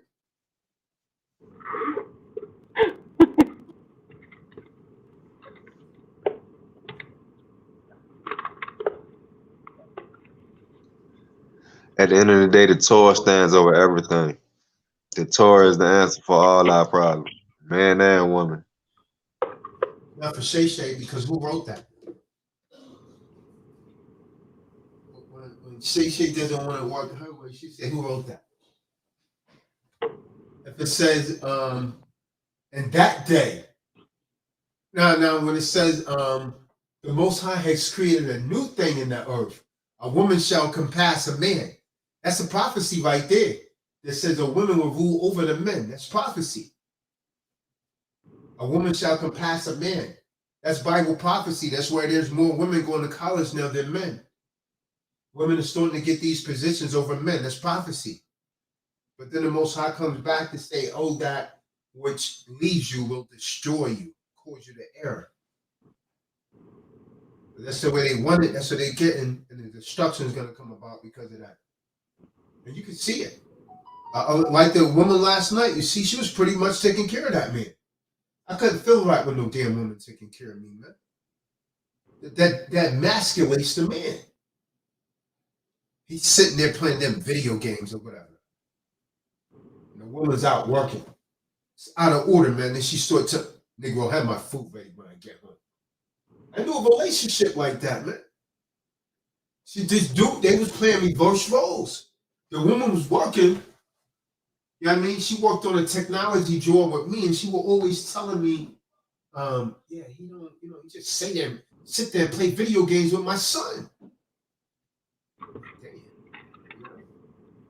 She's always telling me her problems, man.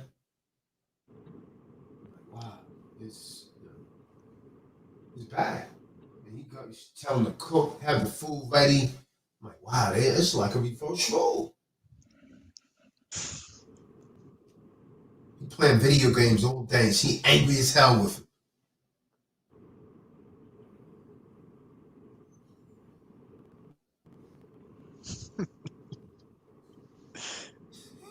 He's sitting there. He's sitting on the couch with a damn with a Now he was playing with his stepson. Playing video games with his stepson when she got home. Wow. I was a worldly Negro then, so you know what happened. Yeah, I was about to say. She was telling you her problems for a reason. Took it down. Yeah, man. Wow. I'm like, wow, man. Dude, Passion I don't of the play video games. I don't have none, man. Passion of the Christ one time. What was that, Romeo? We need that Passion of the Christ one time. Timothy Sparks. Shout out to Timothy Sparks. Father. Eli.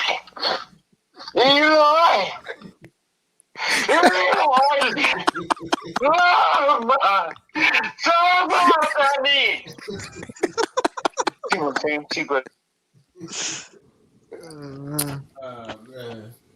His is way better than the actual one too. Yeah, way better. Way better, man. Yeah. David, keep on the quote, David. Man, we be staying with him. Where he at, man? Classic. Wow, we've been almost 4 hours again, man.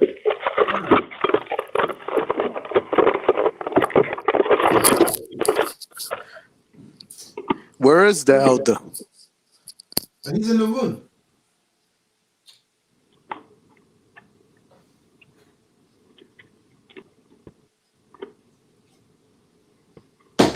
Fahim, go and get your other wife, man. What happened to you said Fahim, man? The wife is out there by herself, Fahim. I'm right here, King. I'm right here, man.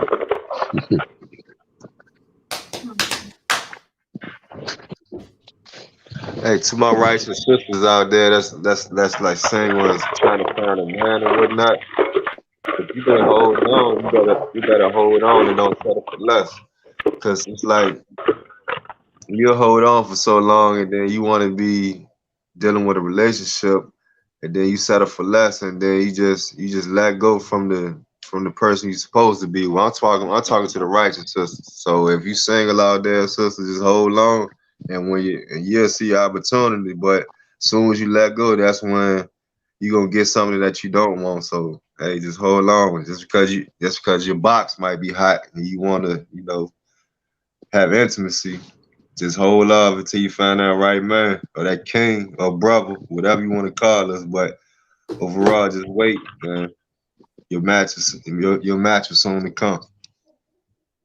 They never lie. For real. That's definitely what it is.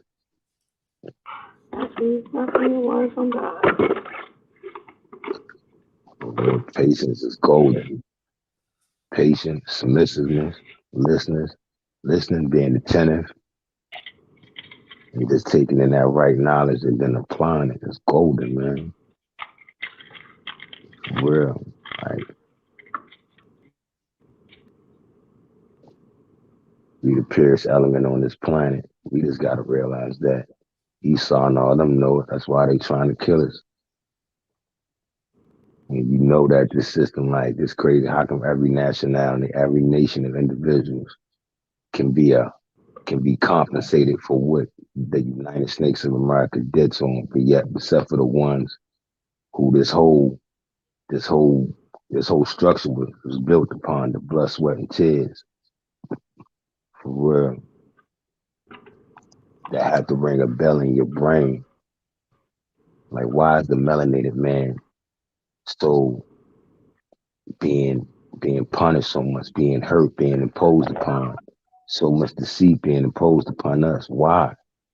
Because they know how great we are. We just gotta understand that. We just gotta overstand that. And that's what the brother here to enlighten us with, to facilitate to us the right knowledge of who we are, so we can stand up, gird up our loins, have the courage to mimic the blueprint that he laying out for us.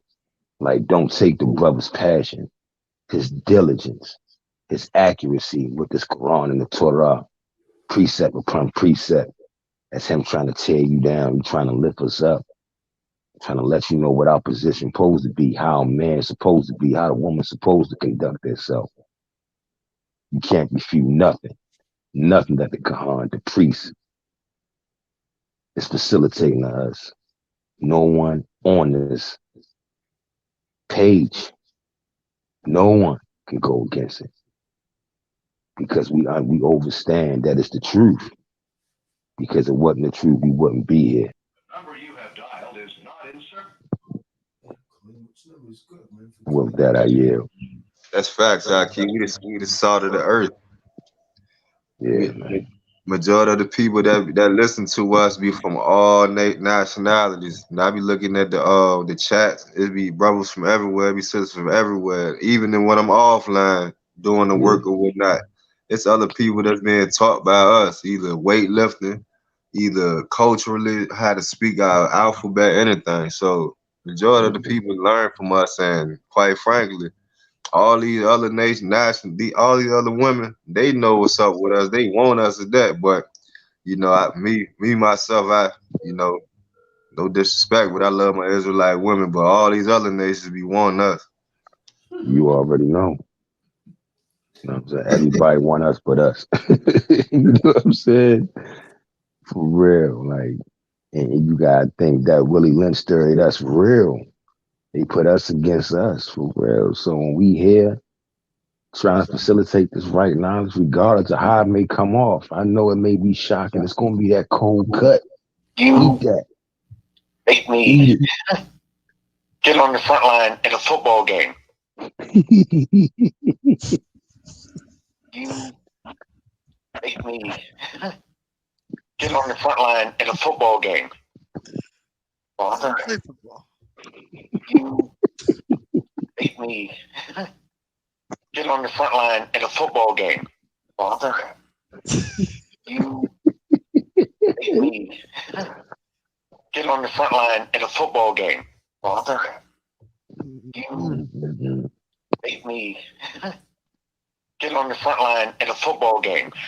I don't play football. That's that part right there. Already. I don't play football. I don't play football. This is kind of special, man. Man, you already. David. Elder, real. Father, you make me get on the front line in a football game. Father, I don't play football. Oh man, David. I ain't gonna lie, we're gonna have to drop squad David when he come out to the next holy day for real. We definitely gotta hold him captive, give him a pull-up ball, a bunch of vitamin water, and all the Kahan YouTube, and just put it on repeat and lock him in the room. He will be good. Real. Can you prove that, David?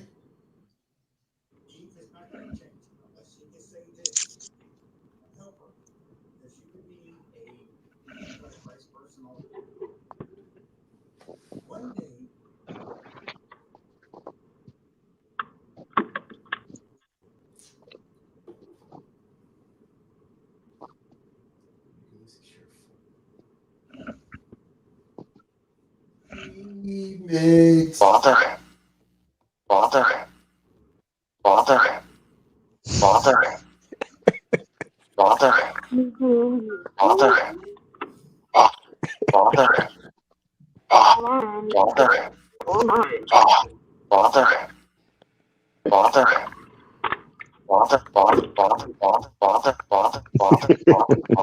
Remixing it.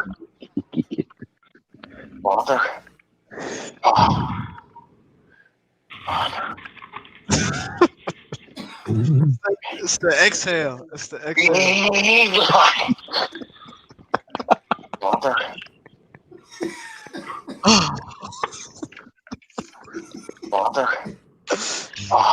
Yo, I see y'all the chain, man. He said that playing with the instrumentals.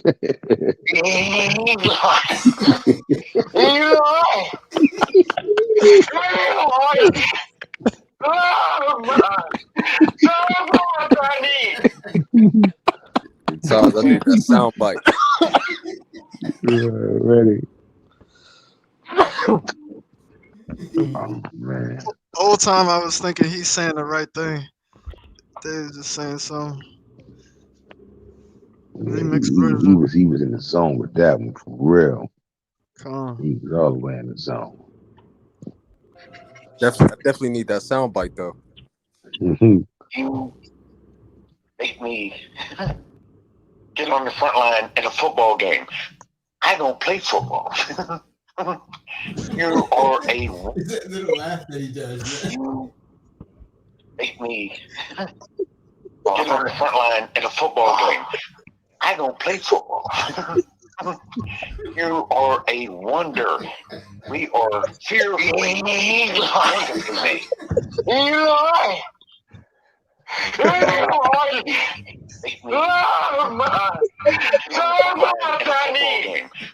I don't play football. You are a wonder. We are fearfully and wonderfully made.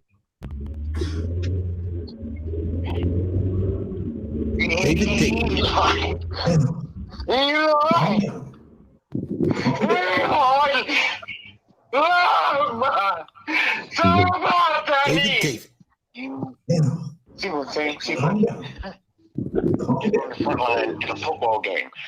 I don't play football. You are a wonder. We are fearfully and wonderfully made.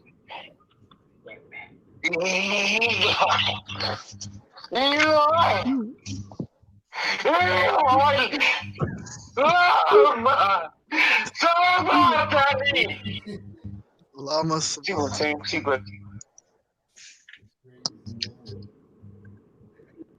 you imagine how his face was looking when he said that, Benai?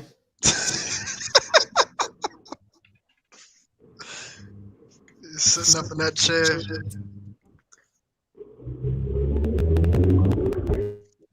It takes his breath away when he says David. Right, man.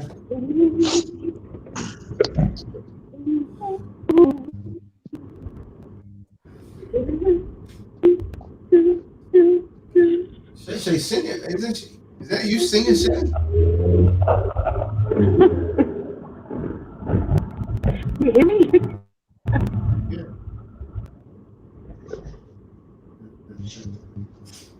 Right, man. I guess that's it, man. David, what you got, David? Good night. Been on here for over 4 hours.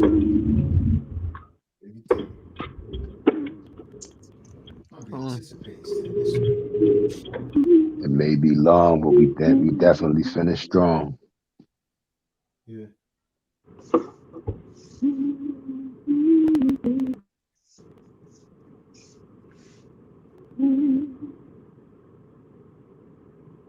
I don't play football.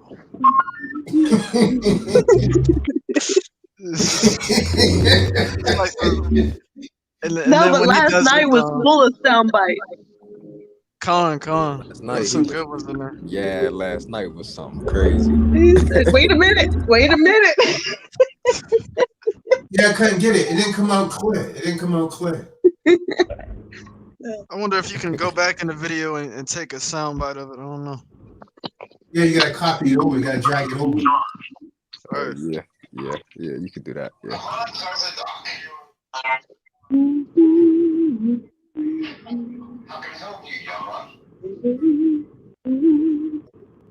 You make me want to get on the front line. Okay. Yep, got something new for me, Colin. See, what you have to understand was... No, what you don't understand, David, is I don't play football. Okay, so well, why I said that? Because my dad was trying to teach me how to play football. So he threw it to me, and I ended up in Richard Hedges. And I was very young, so I kind of got turned off on football at a young age. And it wasn't short, so it came anyway. So I like you up, Gims. I know it's a ladies' night, so I'm not going to interfere or anything like that. Oh, of course, David. We know you wouldn't come around if there was a lady there, David. Come on. I know it's a ladies' night, so I'm not going to interfere or anything like that. You have an echo there, David. What's going on? Oh, geez, I'm sorry. I didn't cross. So I have to put your stuff up.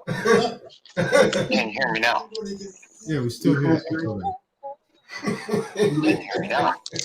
Yeah, I can hear you, but there's an echo. It's so good. We have to take you back to what's been happening? All right, we're going to say so long, David.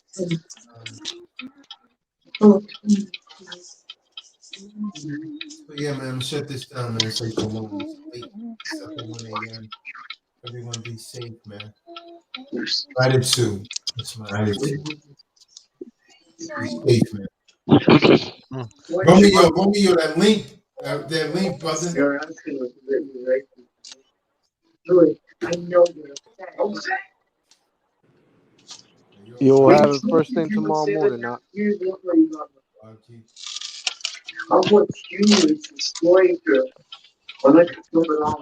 Wake up, Jacob. Wake up, Jacob.